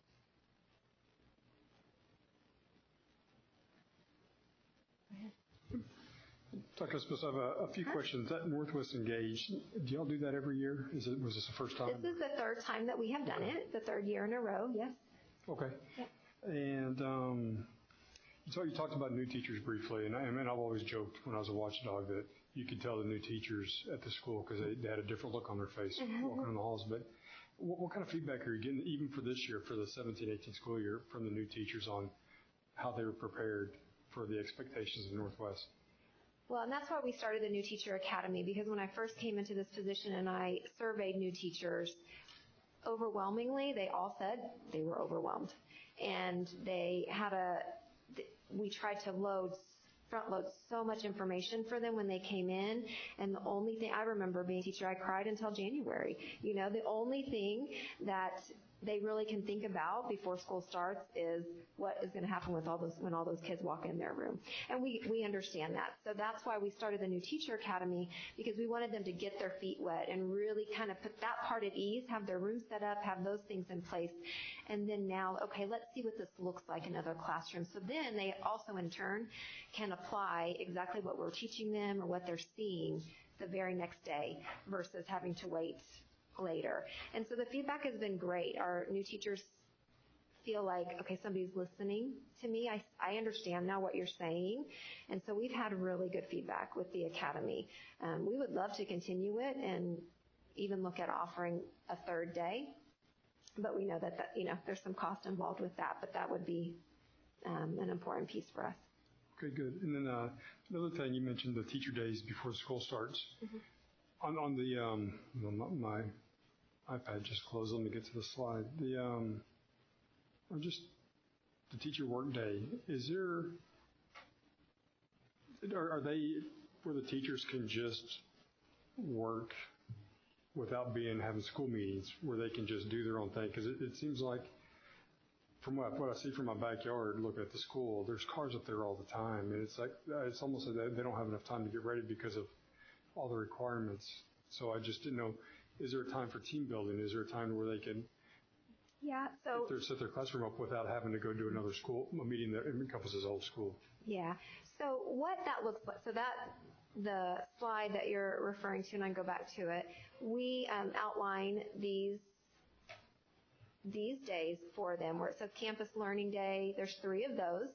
And then that work day, there's 1.5 work days for them, and then that PLC day. So this is how we design. We say these are the days you need to include. Now, we do give principals some leeway as far as they have a special speaker they want to come in or some training that they want, and they say, can I flip my work day and one of my campus days? So we give them some autonomy there to make it work for them. Some principals also like to split their work day into 2 half days. So we give them some flexibility with that.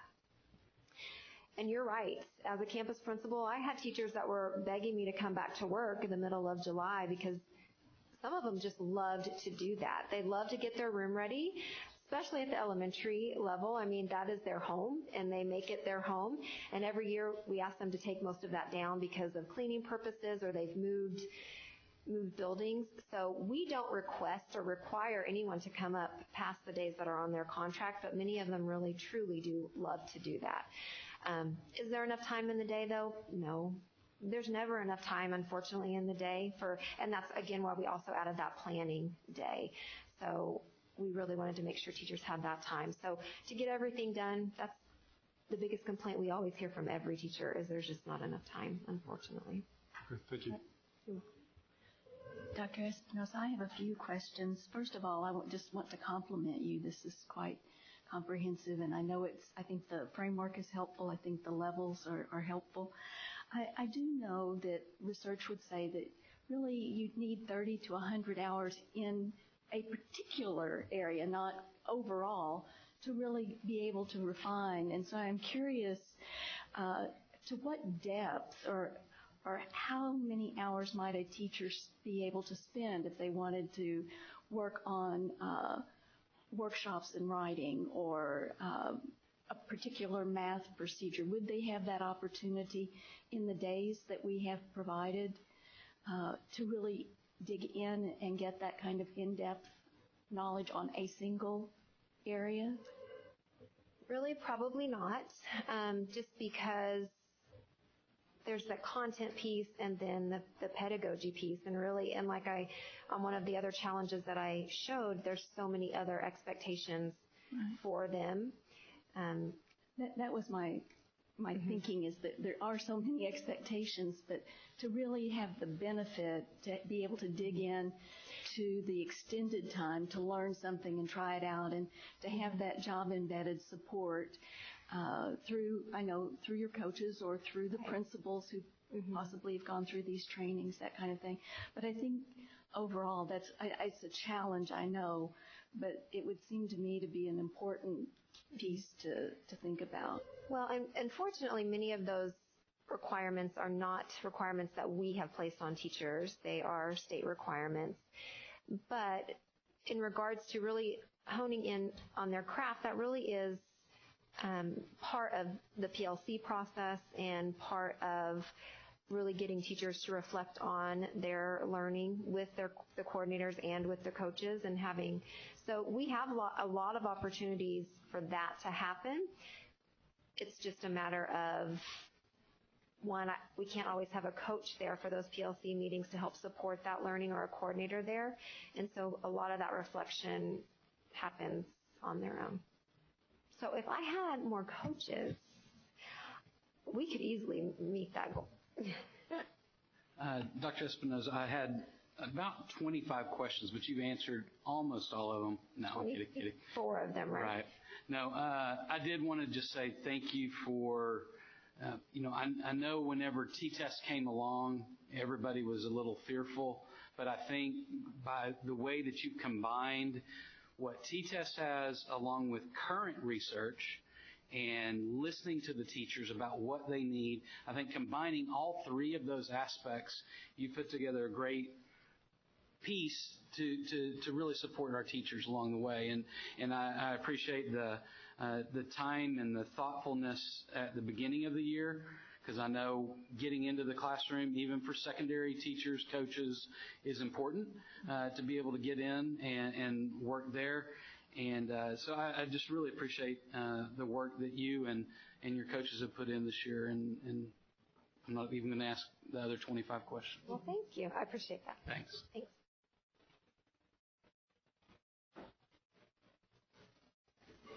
That's all the questions? I didn't hear anything from this end of the hall. Oh, okay. All right. Any further discussion? Thank you, Dr. Espinoza. That was outstanding. Thank you. Good job, sir. Moves us down to item number B, which is academic performance report for the 2016-2017 school year. Dr. Warren. Dr. Thornhill. In the words of my little buddy Caden, ready, set, go. Got some charts and graphs here for you. So, I'm excited to talk to you today about student achievement in NISD. When Dr. Warren asked me a few weeks ago to put this together, the very first thing I did was run down the hall and talk to Dr. Melissa DeSimone, and she's responsible for the data behind this presentation and the reports that you received the full reports in your packet, I believe. So thank you, Melissa, for doing that for us. And away we go. So in this report, we're looking at 5 different areas. I'm going to talk a little bit about the STAR and the EOC. Mr. Sproles mentioned all the different acronyms. I'll try to catch them as I go through, Mr. Sproles. But EOC stands for end of course. Okay, in high school. So I'll talk a little bit about that. Then I'm also going to address our 4 goals that we have set for ourselves here in the district: early literacy, PBMAS, advanced academics, and academic distinctions. And you'll see in parentheses, I put on there local by both early literacy and advanced academics. Those are metrics that we've designed ourselves because they're things we wanted to hold ourselves accountable to. The PBMAS and the academic distinctions are both metrics that the state has put forth for us. So here we go. STAR and EOC. The one thing I want to mention right there is that these are preliminary reports. They don't become final until the middle of November, and Dr. DeSimone will give you a much richer and more full report on the TAPER report when it comes out, but I do want to hit some highlights on the STAR and EOC. Lots of charts here, and the only thing you need to know is that we are the square and the state is a little blue diamond. And you'll see in grades 3 through 8 and all of those grades NISD is well above the state average in reading. If you go to the top left in math, or top right in math, we're also well above. There's one little anomaly in there, and that's grade 7. And you'll see we're very close to the state average in grade 7. You might ask why that is. I'd just like to remind you that half of our 7th graders, approximately, every 7th grader that's in pre-AP, takes the 8th grade STAR. And so what you're really looking at is about half of our students and the other half of 7th graders, traditionally maybe the higher achieving because they are in the pre-AP class, are actually in the 8th grade section of math, and you'll see how much higher we are than the state in 8th grade. So that's why that looks that way. You'll see our writing. We did very well in 7th grade especially. 8th grade social studies is well above the state average, and so is science. End of course. We give 5 end of course tests. The state does. And here we are again. Our squares are well above the state average. I think it's interesting to note we struggle and scratch our heads sometimes in English 1 and English 2 because we're at about an 80% pass rate, and you'll see where the state is. It's a real struggle for all our kiddos in high school, I think, to read and write at that level. So while that is our biggest challenge at the high school level right now, you can see we are well above many of our peers.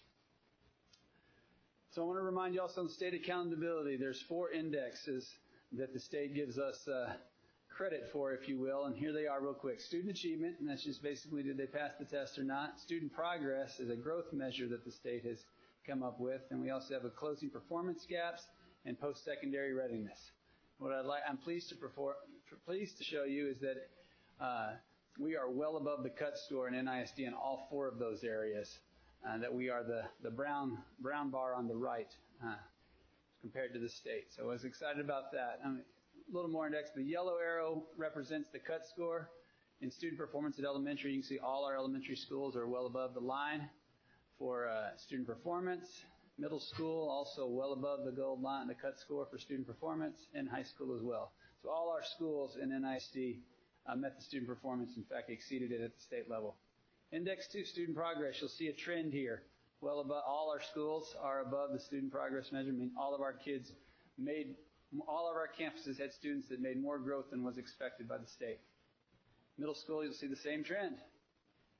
High school as well. So again, in student progress, we are exceeding the state expectations quite a bit on all of our campuses. Closing performance gaps is sometimes a challenge. Again, read the chart as we go, but all elementary schools have closed the performance gap greater than what the state would expect us to do so.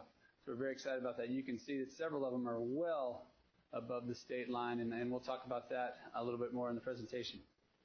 Middle school, again, very strong in closing performance gaps, and high school as well. So again, in Index 3, all of our schools exceeded state expectations for closing performance gaps.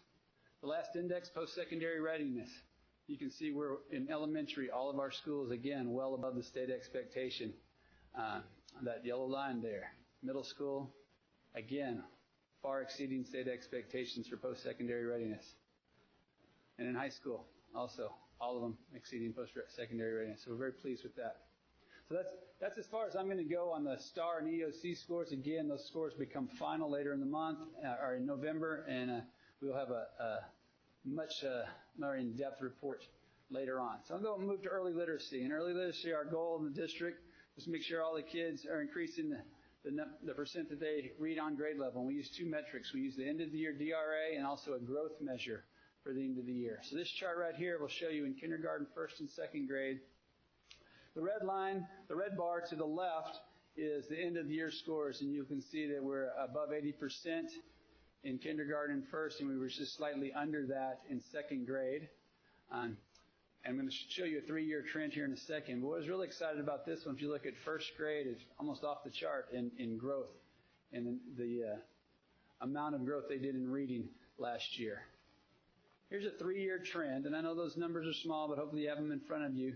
But you'll see in kindergarten, we are holding steady at about 85% of our kids reading on grade level the last 3 years. Obviously, we'd like that to be a little bit higher, but that is the number. But below, you'll see that we're also testing more kids every year, so our growth plays into that as well. Here's the 1st grade trend. Again, right about 80% for 1st grade each of the last 3 years. But we also tested about 200 more first graders that had not been with us in kindergarten, that growth measure. So that's always a challenge. And then in second grade, the same way, just slightly under 80% at the second grade level. And we're testing quite a few more kids. So our 3-year trends are holding pretty steady, right around 80% in all 3 grade levels. And that is a challenge for us moving forward, as we'd like that number to be higher. Advanced academics, we want to make sure that our kids are ready for college and career. And one of the ways we measure that is participation in advanced academics courses and also the performance. I'm going to just highlight some of the things here because there's quite a bit of data. Middle school participation in pre-AP classes. You can see the blue line is 2017, and then the orange line is 2018 and where we stand. You see we're right at about 80% when you put them all together, but we're doing really well. What I'm mostly excited about is that 8th grade bar. 85% of our 8th graders are taking at least one pre-AP class, and that's going to get them on track to be successful in high school, so we're really excited about that. There's a lot of bars here, I realize. Northwest High School, I broke up high school into all 4 campuses, but what you'll see here is a trend from 2017 to 2018 that the numbers continue to increase ever so slightly, but we are trying hard to retain and keep those kids challenging themselves in at least one course. And that's Northwest High School. There's Byron. Again, the trend very much the same, going slightly up each of the last 2 years. So I'm going to move past that. The other thing we can look at is advanced placement, participation, and performance. I'm going to show you some charts to talk about the growth in AP class enrollment, the participation in the AP exam, and then the participation or the percentage achieving 3 or higher. I want to talk about those 3 for a second. In class enrollment, what we want to do is we want to get kids to take the class. And there's a lot of research out there, not necessarily noted in this report, so you'll just have to trust me on this. But there's a lot of research out there that kids that take an AP class are much more successful in college, whether they pass the class or not. If just by trying it, they'd be good. So that's been a real push for us the last few years. The second part of that is the participation in the AP exam. And we really have set a goal for ourselves to have 80% of the kids that are in the class sit for the actual AP exam. And you say, why wouldn't they sit for the exam? Well, there's a lot of reasons. Maybe they've taken 3 or 4, or maybe they just want to take a break, or maybe they're accepted to a university that doesn't accept AP exams, which happens to some of our kids. That's some of the feedback we've gotten. The district right now pays $30 of about a $90 fee for each exam. So you can imagine the hardship of a family that's taken 4 or 5 tests. So that's quite a bit of money that they're shelling out. So that could play into it as well. But our goal is that at least 80% of our kids take the test. And then the last part is getting the 3 or better. 3 or better generally qualifies you for college credit at just about anybody any place that takes the AP exam. So that's our goal. 3 out of 3, 4, or 5. It's a 5-point scale. So here we are.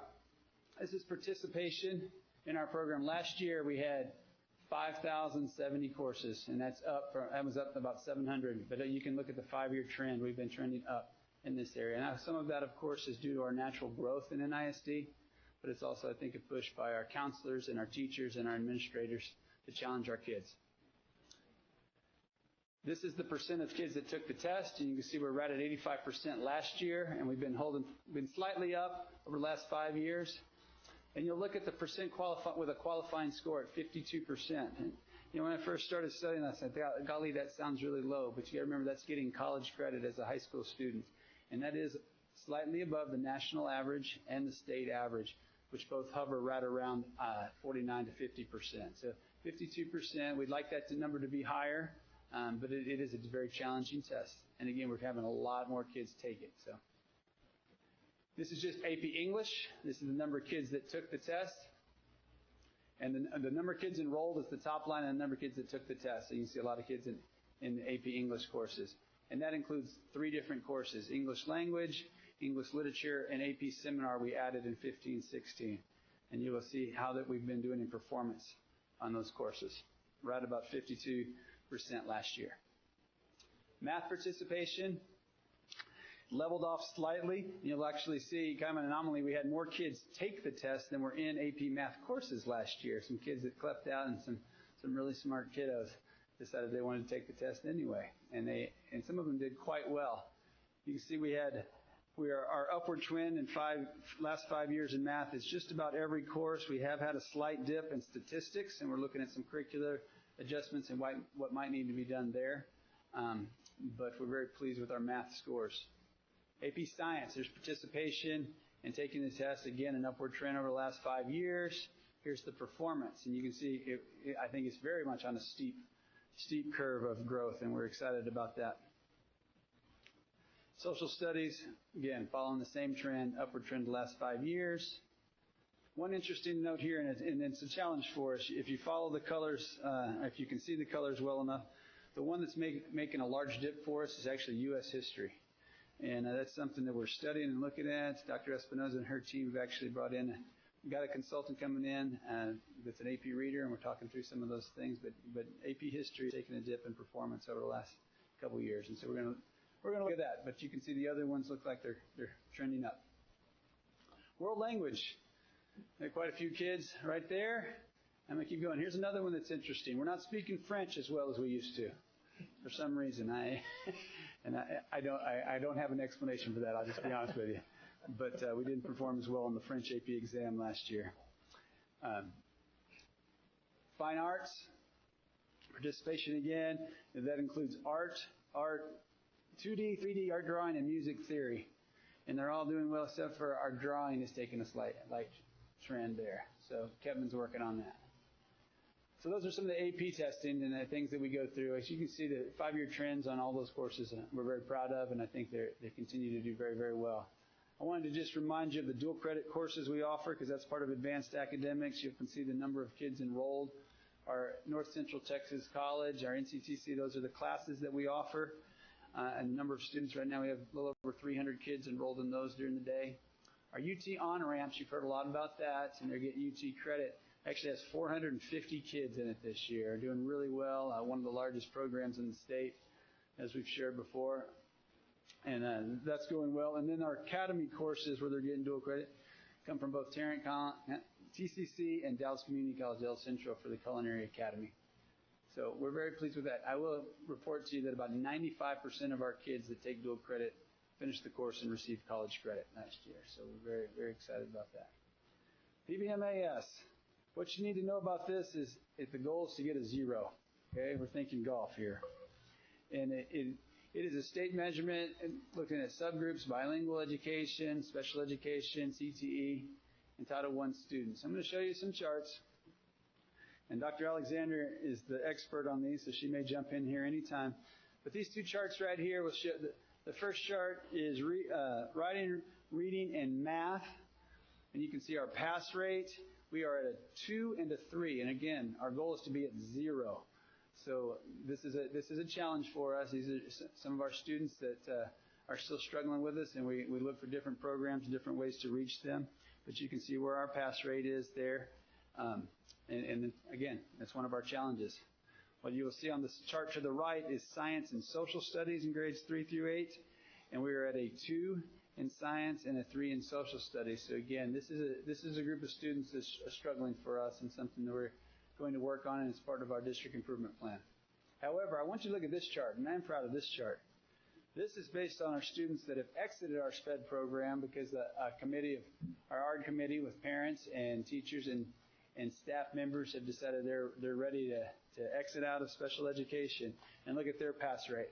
They're doing quite well on the STAR. So this is again an area that I was excited about when we looked through this. That some of our kids that we work with, maybe more than others, believe it or not, have done quite well. And especially you can see that math score, 90% of them passing it. So, very good job there. Here's our EOC, again, our end of course. And it follows a similar pattern to our general population, which means that our lowest score is in ELA. It was, if you remember, in an earlier slide, and it remains so for our special education students. Reading and writing has been a challenge, and they are at a 3. But we do have a 0 in social studies and a 1 in science. Okay. Here's for our ESL students. Again, the STAR 3 through 8 pass rate. We did pretty well in math. And you can see we did pretty well in reading. We're at 1s and 2s there, but 3 is a real struggle for us in writing. And those are students that are learning English as a second language. And so it is a struggle. Science and social studies, you will see a 2 and a 3 there as well. Okay. Again, a chart for if they've exited our program, which means that they've been dismissed through an LPAC. They are doing quite well. Again, especially you can see the reading score is up quite a bit, as is the math. And so that looks really good. Again, it kind of goes back to kids that have been with us and exit our program are doing quite well. You just got to have them for a few years, get them going. And then the same way with the, you'll see on the chart to the next to the writing and the reading for kids that were in our bilingual program, which if you'll remember is at Roanoke Elementary and at Prairie View Elementary. And actually this would just be Roanoke Elementary. The Prairie View kids haven't got to star age yet. Okay. These are kids that choose they're not served for whatever reason. Either their parents denied services or they just choose not to be in the program, but they are still LEP kids. And they look like they made good choices. They're doing well. All right, they're on fast. This is our end of course. And you'll see our end of course. Writing for our LEP students remains a struggle, as does reading. Again, they're learning a new language. And so we're trying our best to accommodate them and help them, but that is a challenge that we will continue to face any better. Move on to academic distinctions. Academic distinctions, if you remember, the state gives us a measurement, a top 40 schools, a 40-school comparison, if you will. And to get an academic distinction, you have to be in the top quartile, which means you have to be in the top 10 of your 40-school comparison group. I'm going to show you where we are. I will tell you right off the bat, this has remained a challenge for us, and I'm going to show you why a little bit. But I'm going to show you some performance, and I'm going to show you some progress that we've made. Okay? These are the schools in NISD that earned a distinction last year. What you'll notice from there is we only have one elementary school that did, and that was Granger Elementary. Quite a few of our secondary schools earned a distinction or more. This is what the criteria is for elementary attendance. ELA, math, science, top 25 student progress, top 25 closing performance gaps, and post-secondary readiness. So remember way back, seems like 20 minutes ago at the beginning of my report, I showed you how well we did on those indexes from the state. We really, really did. But when they do an algorithm and they compare you to 40 like schools, we aren't always falling right there in the top 10%. And so it's an ongoing challenge and one that makes me scratch my head and some of my campuses as well. Middle school academics, distinctions, it's the same thing except you add social studies. And then high school, it looks like it's just a few, but when you get to post-secondary readiness, there's quite a few, and I'm going to show you what those are. So in ELA for elementary, they look at these four things. Okay? Greater than expected progress, then the level 3 performance, which is the highest level performance you can get. We used to call it commended back a couple of years ago. You might remember that terminology. Now it's called level 3. So they put all those things together, and they came up with this. We had 10 elementary schools that I'm really proud showed significant improvement and progress in the area of ELA. You can see those numbers go up, and they punched up quite a bit. So I was proud of them. In middle school, it's greater than expected progress, and then level 3 on those 4 tests. Okay? And look at our middle schools. They really took a big jump last year. All of them did, and so we're excited to see that. And ELA is trending up. High school ELA, I've already noted the struggles we've had with our English 1 and English 2 EOC, but it also includes AP or IB course completion, which is a place that we do very well. In fact, all of our schools were in quartile 1 in that particular section, so we've got a lot of kids in there. And then we start talking about college readiness tests like ACT and SAT. So here we go, elementary math. It's those 3 tests plus greater than expected progress. We had 6 elementary schools that we deemed statistically significant, made big giant jumps. So we're very proud of them. In middle school, it's all of those. And when it gets tricky in middle school, because it also includes Algebra 1 by 8th grade, both participation and their performance. And that's a high school credit class. It is considered an EOC, but about almost 50% of our 8th graders take algebra. So a lot of them are right there. And you can see we made some pretty big jumps there, especially math. High school mathematics. I was very proud to see this one. This is our algebra scores in advanced academics, and they went up considerably from 3% to 18% is a big jump in advanced scores on algebra, so I was excited for them. Elementary science highlights. Changed it up a little bit and made bar graphs. The green is how we did in 2016. The yellow is how we did in 2017, and there was 9 elementary schools that made very large jumps in progress, so we're pleased to see that. Middle school science, all of them trended up with a slight dip of 1 percentage point in Medland, so they're again trending up, doing really well. High school science, I was very pleased to see the biology scores. In fact, 2 of our high schools, Eaton and Northwest High School, both earned academic distinctions in biology, or in science, but mostly because of biology. Social studies highlights, here we are. The gold bar represents the number of students that scored at the master's level in U.S. history. And remember, I showed you that chart that said we were trending down on AP U.S. history. Well, this would suggest that we're trending up and doing well on the actual EOC. So I don't know who you're going to believe, which chart you're going to believe, but they're doing well. Okay, this is all middle schools improved in social studies from 2015 all the way up to 2017. They take that test in 8th grade. Here's some middle school student progress, and all 4 of the 5 went up. The other one slightly went down, but they were in the top 25% of student progress. Lots of little dots on this chart, but you can see that all of our schools, with exceptions, still slightly went down, but the other 3 are trending up over the last 3 years on student progress. Okay, that is showing growth for our kids over time. Closing performance gaps, elementary school, there's 2 that showed big jumps, and that was Hazlitt and Nance, so we were proud of them, wanted to highlight them for you. Post-secondary readiness, you can see that these 5 elementary schools really jumped up, especially look at that yellow, that's Hazlitt Elementary. They went crazy last year, okay? And what that means is they met level 2 on 2 or master METS level on 2 or more of the STAR tests. So their kids did really well. Post-secondary readiness high school. Look at all these indicators. Takes index 4, 4-year longitudinal graduation rate, all the way down. And what I'll also tell you is most of those are trending 2 years back. So the data that you're looking at and the results you get are actually, it's 2 years old data that is compiled. So it's really very difficult to track at times. But this is where we are post-secondary readiness. This is the number of percentage of kids that have met the standard of 2 or more of the EOCs, which is one of the indicators. Very proud of that, and it's getting pretty high. So I'm going to stop there and catch my breath. I know that was a lot of charts and graphs. I tried to highlight those 5 areas as best I could. Again, I think you have the full reports. You were given those in your packet, so if there's any questions, I'd like to share with you. But again, I tried to highlight some of the things we're proud of, but also I think I showed you some challenges that we still face.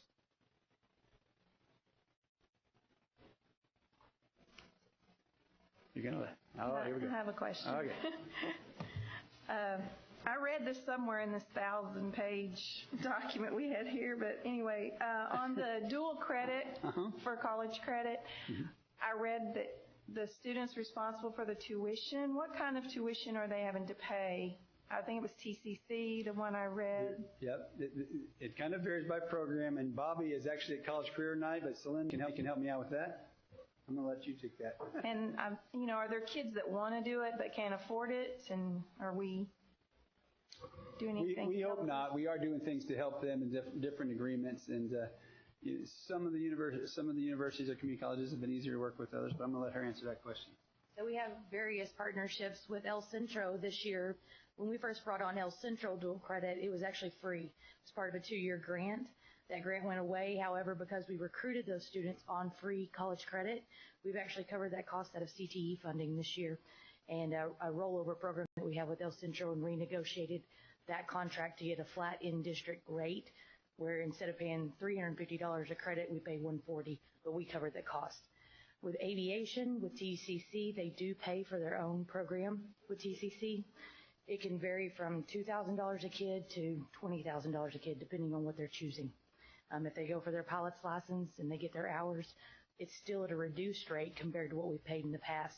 Unfortunately, we don't have an agreement that allows for a flat rate of tuition. So if a kid is not a Tarrant County resident, they have to pay out-of-county tuition. The kids that are on, I was going to say on NCTC, they do get 6 hours of college credit for free if they are on free and reduced and they fill out the paperwork, and we work with all of our kids to do that. So for the English and for our math classes, we try to make sure that that happens each semester. Thank you. And the on-ramps program remains free for now. The legislature pays for that. And they only get 3 hours of credit for the on-ramps. I just wanted to compliment you, I think, for the students that have exited from special education and for ELL and the fact that they are continuing to grow. That's exceptionally positive. Thank you. So that's exciting. But I have a question, and Sure. I'm just curious, as we have invested in pre-AP and AP for more students, making it more of it, has that had any correlation or impact on EOCs or STAR? Have we looked at that? I'm going to answer, and then I'm going to look at Melissa and see if she has anything to add. First of all, I would say that I believe that it does for several reasons. One, they may or may not take their own a different curriculum-based assessment during the year. Possibly, and in most cases, is a little more rigorous, and so they're challenged throughout the year, which I think increases their performance. One thing that we have done, especially in mathematics, is separate the scores. For instance, the students in pre-AP or AP, how did they do on the STAR versus how did the on-level kids do? And there is a significant gap and a difference. And I will say, from a personal standpoint, what's frustrating about that is if they don't make the right choice in which course they take early on, like in 5th grade, coming into 6th grade, it could significantly impact those. But we do believe it's making a difference. I think the other big difference that we're seeing, both with a push for dual credit, on-ramps, and the AP courses, is our kids are reporting back they're ready for college. They knew how to study. They were glad they challenged themselves for a class. So that's kind of hard to quantify, but I would say that that's true. But it is an interesting question. Are we getting the bang for our buck? And I believe that we are. I think that some of the high schools, especially, will report that these students that are in 4, 5, 6 AP classes, and they're almost counseling them, hey, it's okay to take 2 or 3. Take the ones that you're passionate about. And I think that mind shift is switching a little bit. We want you to take 1. We don't need you to take 6 and challenge yourself that way. Melissa, would you say anything to that? Or Celine wants to? Mm-hmm.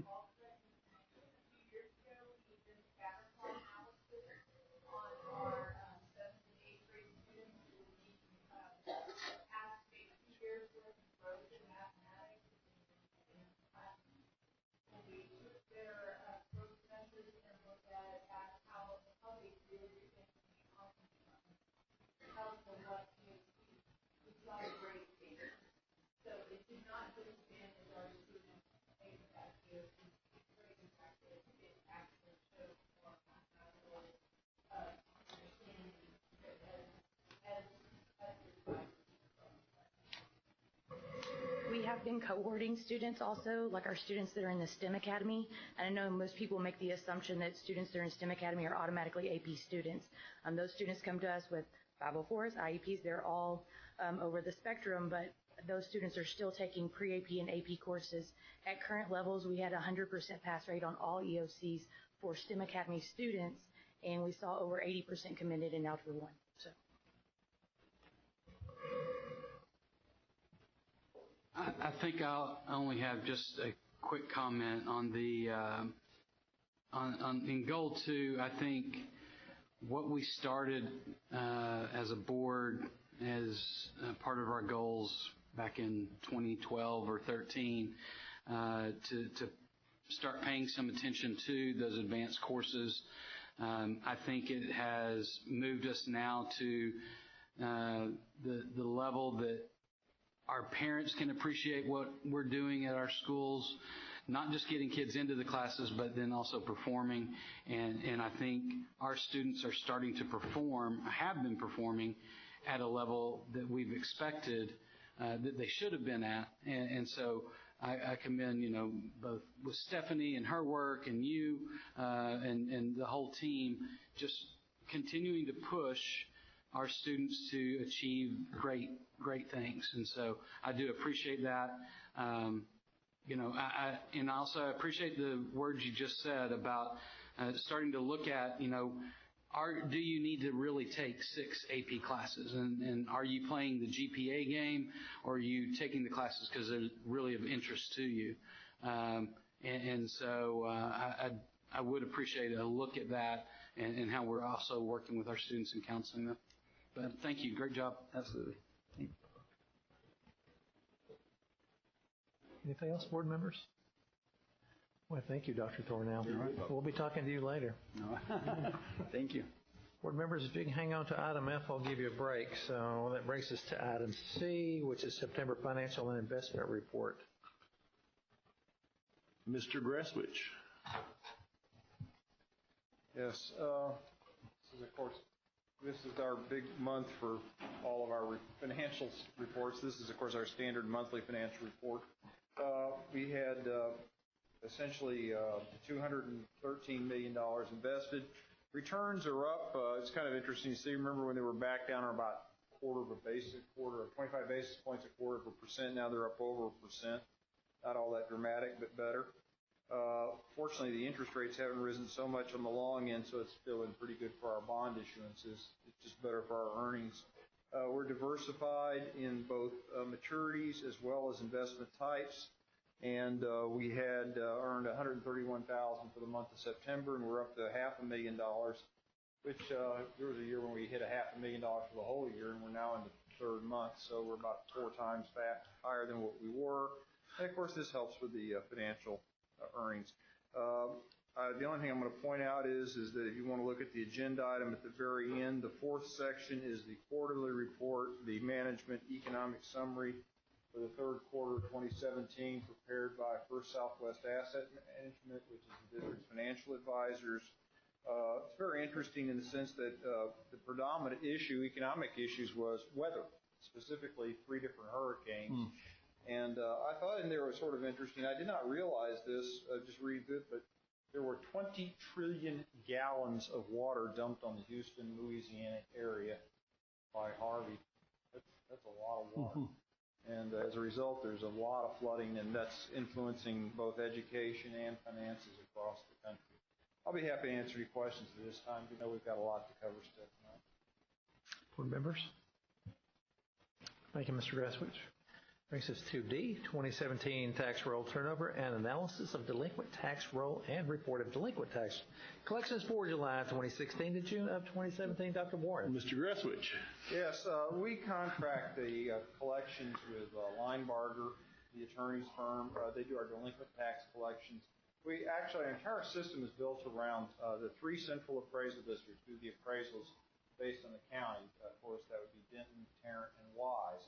And we use Denton County Tax Assessor Collector to do the current collections. And so they send out the notices for all 3 counties and then collect the money. Then after a year, if people don't pay their bill, then we take the roll from Denton Tax Assessor Collector and turn it over to Linebarger.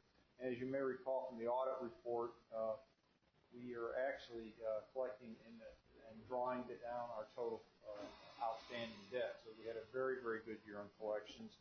And just to hit on a couple of the highlights on the reports, and I'll be happy to answer any questions about the details. But essentially, the 2016 delinquency turned over was 10,561 accounts with a $1.343 million base, compared to 2015. There was 11,370 accounts and $1.44 million. So essentially, we were down by 800 accounts. So we went down, even though the rolls are getting larger, in both terms of the dollar amounts, which was down by about $100,000, but the actual accounts were down by 700. So people are paying their taxes, basically, which is a good thing, and we're not having to take them to court. The total outstanding delinquent roll was 18,309 accounts with a $4.6 million base. There talks about how they collect and things of that nature in here. A listing of the accounts filed, accounts resolved, dismissed, judgments, and things of that nature. Essentially, the collection program, though, for 2016, July 2016 through June 2017, resulted in $2.2 million in delinquent taxes, penalty, and interest collected. And so this made $1.7 million in base tax for the district. Sadly enough, and good for the district, but bad for the taxpayer, when you don't pay your taxes, there's like a 12% interest rate. So it's probably the best investment we can make is for you not to pay your taxes. So we collected $1.7 million in base tax and $377,000 in penalty and interest. And then $330,000 covered the attorney's fees. So out of that all. So that essentially is the tax summary on the report. Be happy to answer any questions about the detail. We've been very pleased, by the way, with the firm. They've done an outstanding job. Questions? Just so you know, John, if everybody decided not to pay their taxes, even though we'd be getting 12%, we couldn't operate, just so you know. Well, we would probably have to borrow against all the property we would suddenly own. We wouldn't be needing to buy any more school sites. We could just consolidate accounts. Thank you, Mr. Kraswich. 13E, Disbursement Review, Engagement Summary Report for the fiscal year ended June 30th, 2016. Dr. Warren. Mr. Kraswich. We're always looking for ways to third-party reviews to make sure that we're doing the best possible. And I really want to thank Brenda Klein and her staff for the just tremendously outstanding job they do in the accounts payable area. And this is a nice feature. Disbursement Review essentially takes our accounts payable computer file, reviews it, and then anything they collect they get 10% of. And so it doesn't cost us a penny, and we actually make money out of it. But the real key is not to make a few bucks, but in this case, is to just monitor our accounts payable activity. They reviewed 35,554 transactions for $66.1 million. They discovered 11 claims out of 35,000, and $10,000 was recovered out of 66 million. So the error, essentially 99.952% of the transactions were accurately journalized. Not too shabby, to say the least. It gives a list of essentially what was discovered or collected on, and it falls into 3 different categories, and I can just give that to you real quickly. There were 3 items that were duplicate payments for $2,200. There were 3 items for overpayments for $4,300, and there were 11 items to, I think, 5 different vendors for $3,800 on where the item was returned and the deduction wasn't taken on the statement. And so that's how it breaks out. And this is shared with the accounts payable staff, and they continue to do the excellent work they've been doing in the past. And once again, I'll be happy to answer any questions. Board members? Seeing none, thank you, Dr. Graswich. Mr. Graswich, whatever your name is. Item 13F, let me see if I can read that last one. Adopted budget for the year 2017-2018. And board, as your documentation board book informs you, you have your published 2017-2018 adopted budget. This is your copy for you to review as you see fit. Mr. Graswich, any comments on this? Just a couple. Essentially, you did receive the PDF last week, and tonight you get the copy. On the inside cover of the copy is a handy-dandy brochure, and if you should ever want us to give you some extra copies if you're going somewhere to a city council meeting or a chamber of commerce meeting or your local bridge club, you want to hand these out, whatever works, we'll be happy to run these off for you. Just let my secretary, Christine, or me know. And it's very handy. It's a lot of information, actually, on 2 little pages. It gives a good summary. The budget book itself is 2 things. One is the end of the whole budget process, and B, it's the beginning of the next year's budget process. Essentially, there's 4 sections in this book, 5 if you count one into 2 parts, and that is the introductory section. And that section is what I would recommend at some point if you have a chance to review, because that is the one that really tells the whole story. It's the document as a whole, highlights all the important information in the budget, everything from budget priorities to staffing to goals. It's a good overview, and this is the section that people can look at to get a good understanding of the entire operations of the district in 25 pages or thereabouts. After that, we go into the organizational section. One thing you're going to notice looking at a budget document is there's a lot of words. Everybody always thinks a budget is numbers, but a budget is words, thoughts, philosophies, concepts, strategies, policies, and things of that nature. And so that's where you see in the organizational section the context and framework within which the budget is developed and managed. The context of the budget is substantially predicated on the type and level of services provided to the students and the community, and includes the district's organizational and financial structure, as well as controls that direct and regulate the development and administration of the budget. So we have in there, for example, how we control expenditures by using pre-encumbrance accounting, and so that people can't overspend their budgets if they properly enter purchase requisitions. Then, of course, you have the two financial sections, which is more traditional parts of the budget. The financial section proper, it has the schedules with 5 years of history, 3 actual and 2 budget for the general fund, debt service fund, special revenue funds, capital projects funds, and lays out all of the various priorities and histories of those funds. And then there's the schools and programs section of the financial statements, which lays out on one page the mission statement, the staffing, the resources, and some measures of performance for the campuses as well as for major departments such as human resources, financial services, etc. And then lastly is the information section. And what you will discover is this is not only a budget document, but it is also a sleep aid. So go to the information section if you can't sleep, if you just positively can't get to sleep. And I would recommend that you go to the tax section on tax law. And if you're still awake, you might as well just go on to work or something because you're doing it. But that is the section that has all the basic law concepts in there on state funding, tax code, as well as there is some good history in there about, for example, of our tax rate for the last number of years, our collections for the last number of years. So you can get some pretty good information in there.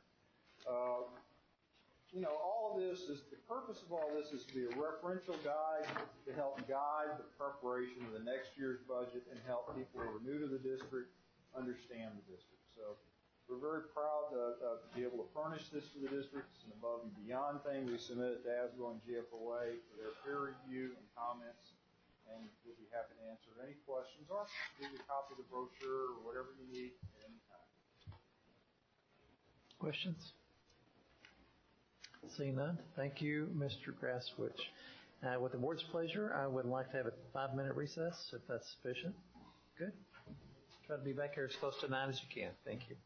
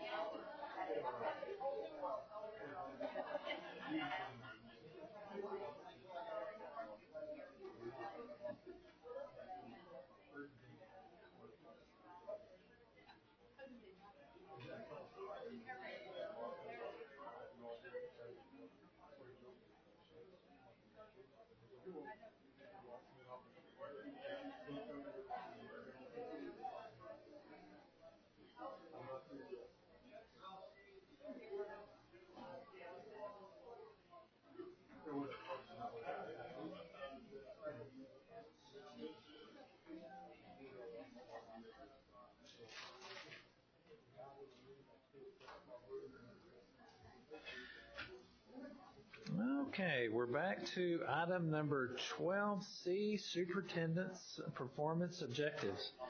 This is kind of a new thing for us because we typically do this in executive session, and Dr. Warren agreed that, hey, there's nothing in there that should be a secret. Everybody's goals that we give to Warren, everybody gets to exercise, so. Board on page 284 is the information on this year's performance objectives. You have a handout that we handed out during closed session, and I commend our C&I staff with documenting both the measurements and outlining the targets, and they actually broke them up for us into 4 different categories for each of the goals. We did change, after discussion in the workshop, we did change one of the goals, not only concentrate on our advanced program classes, but really to work on the whole child, to work on the entire system, the entire program with our college and career readiness, which I think is exactly the direction that we've been going. And again, it goes back to the profile of the graduate and what we owe our children. I would recommend approval of these objectives, and board, I would reiterate what I said during executive session. I don't think you sit on this board to support anything but exemplary service to our children. So if you look at the targets of my specific evaluation, I think we have to go with the exemplary range, that's what I need to aspire to every day. So I think you need to hold me accountable to me showing you the actions that will eventually gain us that kind of performance in each of these categories. So I would also recommend, as we may have more discussion on the actual tool that we use for my evaluation, both the formative and especially the summative at the end of the year, and make sure it does what we all want it to do. But again, I think we need to stick to what you have long stood for, is that exemplary service to the kids. So that's what I would recommend through the adoption process. Dr. Warren, I do appreciate having the workshop last Monday. I think it helped to clarify a lot of words that we kept saying, both goals, objectives, performance, just all different areas. So I really think it helped do that. I think it also helped us hopefully give you some better direction about where we as a board saw our performance objectives going, rather than 98 million different places. I know you have a lot of work in all areas, but I think these goals, in my mind, help to solidify the things that can't go by without paying some definite attention to. I will say on goal 2, I appreciate the change in adding the career readiness. As we talk about all students, I really think that helps to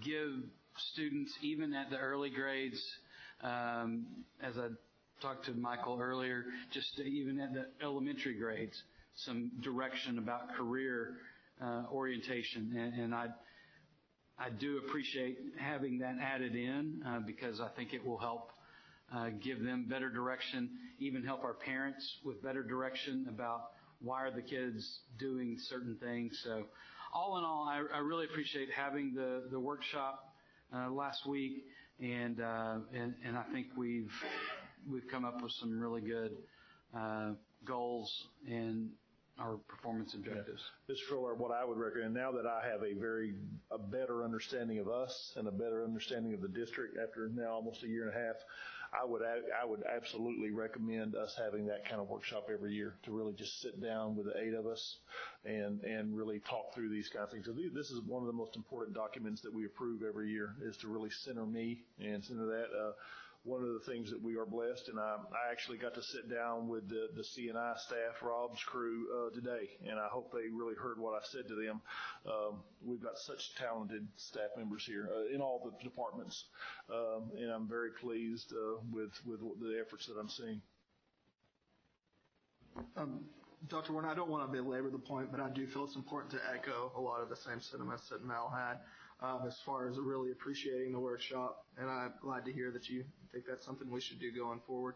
I appreciate Justin, the feedback, the measurability that we're able to see here, and I just thought last Monday night was a great evening, and I totally agree. I think it's our most important document, and feel like we're all on the same page, same path. Thank you. So I'm guessing when we get to the formative that we're actually going to use these 4 categories, unacceptable, acceptable, recommended, and exemplary, as the grades? As we move to doing that mid-year review, I would recommend that, yes, sir. Okay.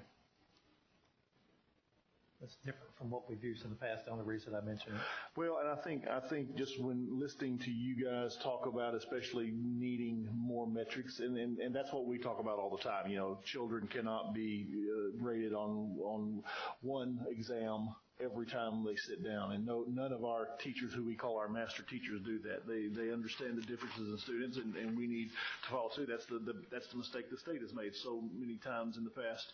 So trying to delineate where we are, making sure that the board has a good feeling between from unacceptable to the exemplary where we are right now, and gives you a better look of where those goals need to be, and gives me a better look at what those strategies need to look like because of where we are.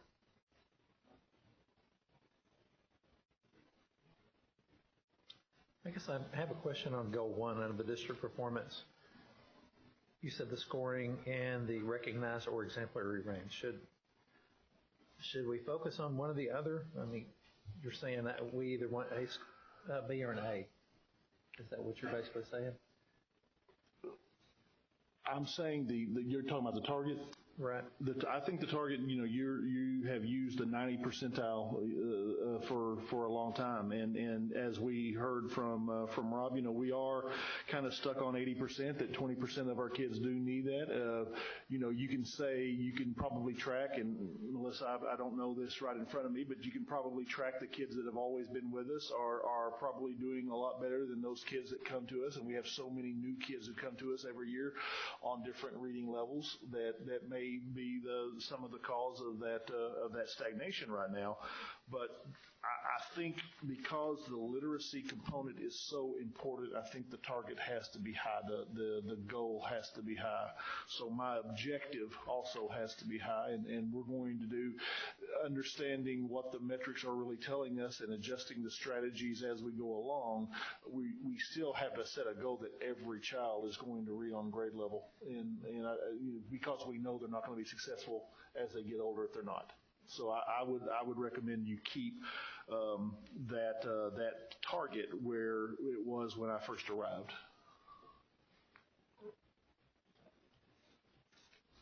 There were also several board members that mentioned under Goal 1 about staffing, and I don't want to discount what they had to say, but maybe we need to discuss that more. Well, and I don't mind at all. I mean, we've given you, through the wording of the goal, professional development, curriculum development alignments, performance monitoring goals, adding staffing. We're giving you some of those strategies that we're using. Knowing that's on me. That's my responsibility to do that. Putting it in there absolutely gives us more focus, and the how we would appreciate you being supportive with that staffing component would always be there, and that's something we'll talk about in January when we start the budget process. So that's the will of the board for me. I know that's going to be a part of the strategies already. If you would like to add it, if the board agrees they want to add it, that's fine. If not, it's already going to be a part of the strategies that we will use to strive for this objective. Mr. Sluter, on that statement, my role as a board member is not to tell the administration how to do something. It's simply to do it. And so I feel like if we were to say, you need to add staff, how many is too many? How many is just right? Do we tell them to add 4? Do we tell them to add 10? Do we tell them to add 20? It comes down to budget. We've already set the budget. We've set the goal. We're setting the goal. I don't think it's up to us to tell the administration how to get to that goal with setting the number of employees to have to help support that. That's where the administration, needs to come to us and say, we need more people. So to put it in a goal to add more people, I don't see that is our role as board members. That gets into the management side, and we are not management. We are governance. we set policy, we set goals, and that is not something that I can agree to add to the goal. It's not part of our role as a board member. Thank you. No, I would disagree with Mr. Fuller. Because the goal is worded with emphasis of professional development, which we aren't dictating, we're just acknowledging that that's emphasis. Curriculum development, which again, we're not saying how, we're just saying that's an area. And the performance monitoring tools, and again, we're not picking those because administration is sharing that with us. But I do think that we need to, as Mr. Schluter said earlier, we need to be accountable to know when staffing is appropriate and when it's needed. We can't go out for a bond on personnel. And I think we have to be really careful here because we are fast growth. We want all of our children to succeed. And so I see it very differently. I don't see it as overstepping our role. I see it absolutely as supporting the superintendent and our responsibilities. So.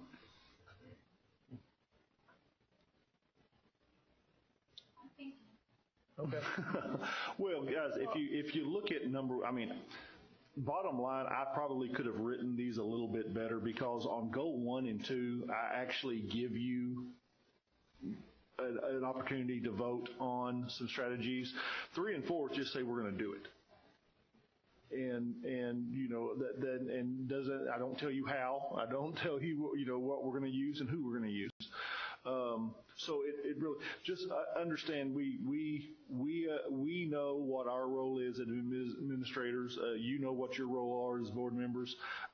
We would have a lot of conversations if you guys did try to dictate strategies. That would be the conversations that we would have to have, trying to get that role, on the right side of the fence. I don't feel that way. I don't feel that way of anything that we do in the thing. So, however you want to word these, I think we all know that the target. I think I know that the targets are mainly the things that you need to concentrate on most, and hold me accountable to those.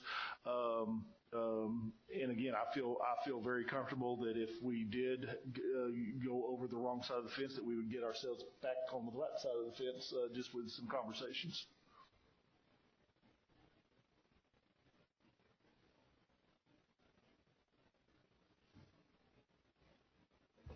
Well, I think that what Dr. Simpson stated isn't that we're trying to tell anybody what they have to do. What we're saying is these students, there's 20% of the students on an average every year that they are reading, we're leaving 20% of the students behind. And something needs to change to help these teachers and these students. Right.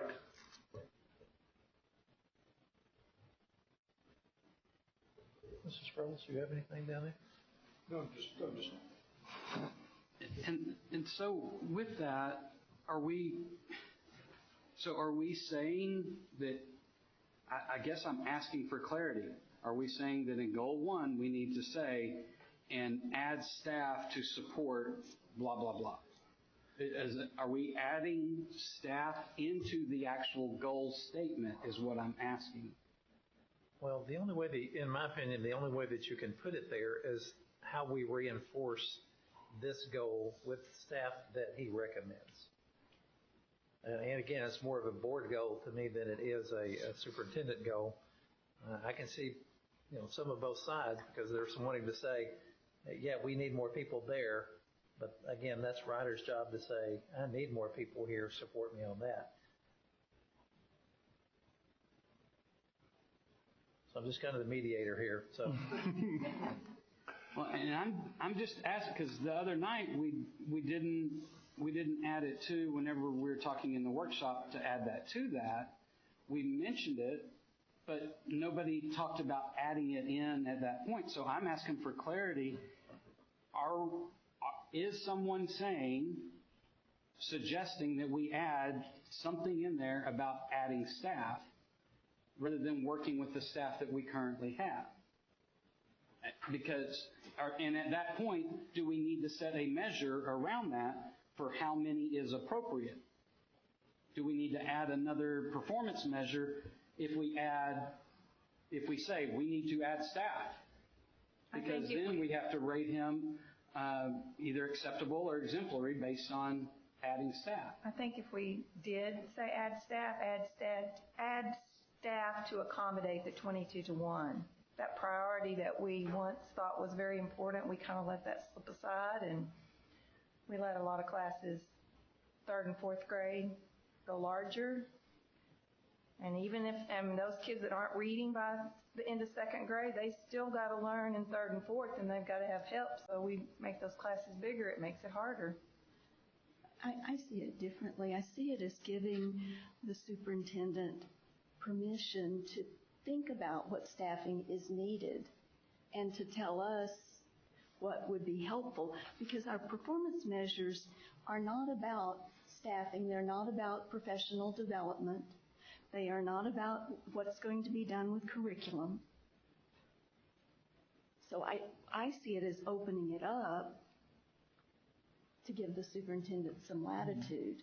So I ask again, are we putting the words in, add appropriate staff? That's all I'm asking.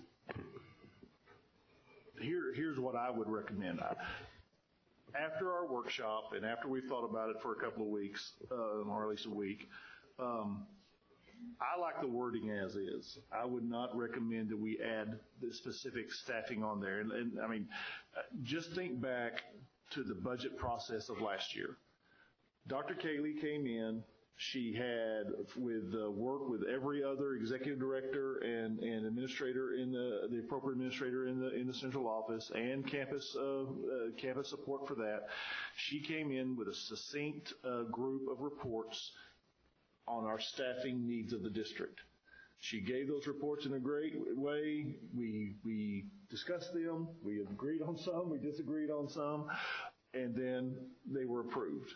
All right, everything happened the way it was supposed to happen last budget cycle. None of you got up with your own budget process. None of you, your own staffing process. None of you just mandated that here we had X, all these things. You had some suggestions, but you didn't come to the table with what your perceptions of the staffing should be in the district. That's everything happened correctly last year, and I am going into this budget cycle knowing that it's going to be the same thing. So we have a good process set up. These are for me to be centered on the objectives that are stated. You're going to allow me to put in the processes in place, and we've named a few, but we all know staffing is going to be a part of it. So I don't think we need to have to say, and I definitely don't want to get into an area where we're actually grading on staffing and the staffing ratios. That's not part of that's not part of the goals. We're getting away from the true goals. The goal is literacy. How we get there, you got a lot of people working on that. And again, you're seeing some frustration on maybe some stagnant scores, but understand you're seeing a lot of changes in the children every year they're tested. You're seeing more kids tested. You're seeing kids that are they're reading 2 grade levels below when they come here. So there's a lot of independent variables out there that are affecting this. So every one of the language of each one of these goals are not going to take into consideration every single thing we're going to do to reach these goals, but they're worded in a manner to give me clarity. And I am very clear in this. They give me clarity in what your expectation at the end of the year that I need to bring you.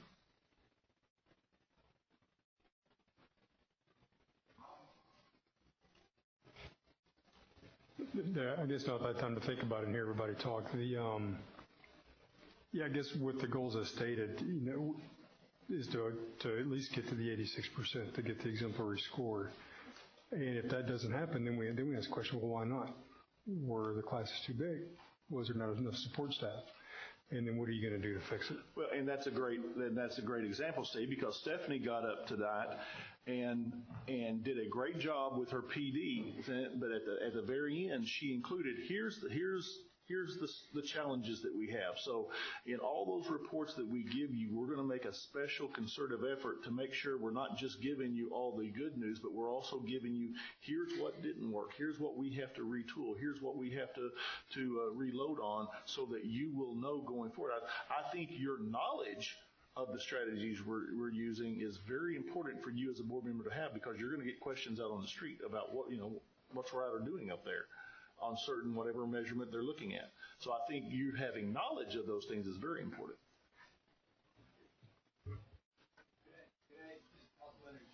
Early literacy not only is the superintendent performance goal, it's also the performance goal in our district improvement plan, and in that we have quite a few strategies outlined. Some of them are already discussed, so it's going to get measured there as well. I don't know if that helps revisit that or not. We've done certain things with professional development lines, curriculum lines to address this.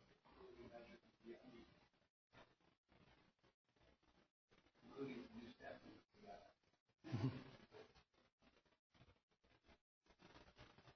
So, well, we don't vote on this particular goal. We do vote on this later on. So, those of you that had an opposing view, do you feel like with Ryder's recommendation that he's going to include staff in his solution to making this an exemplary item next year? Pretty good. 75% students reading on level, it's not really acceptable that you said that, so I appreciate that. So are you going to ask for a vote on adding the staff? I'm just looking for a consensus. So, again, I'd like to take Ryder's recommendation unless there was a.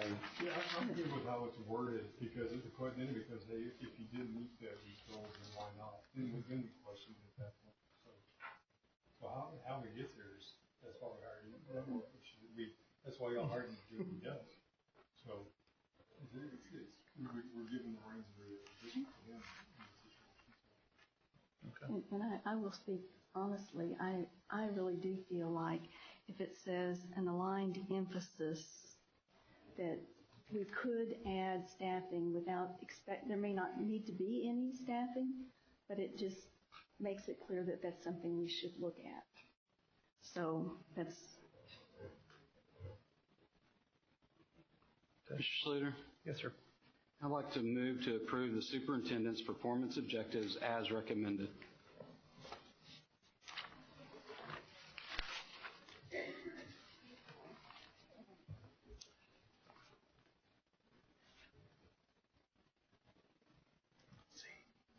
There is a motion on the table.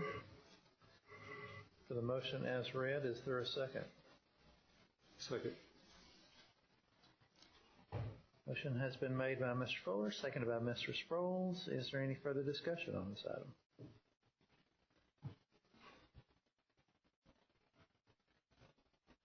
All those in favor? 1, 2, 3, 4. Those opposed? Motion carries. I'm trying to count. Oh, 4. 1, 2, 3, 4, 5. 5, 4. 2 opposed. Dr. Roush and Dr. Simpson. Got it. Is that correct? Thank you. Okay, that moves us down to reports.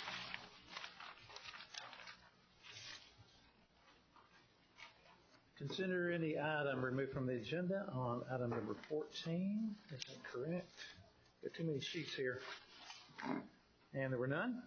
Moves us down to board president's report. Looks like there's an Alliance Air Show coming up. It is a free event, but I guess there's parking and maybe inside seating or something along those lines. If you're interested, get a hold of Jennifer tonight. Jennifer needs to know tonight to get into the tent. Okay. Team of 8 training is December the 4th. Merry Christmas at 5:30. Look forward to that. It's another month or so away, but it'll be here before we know it.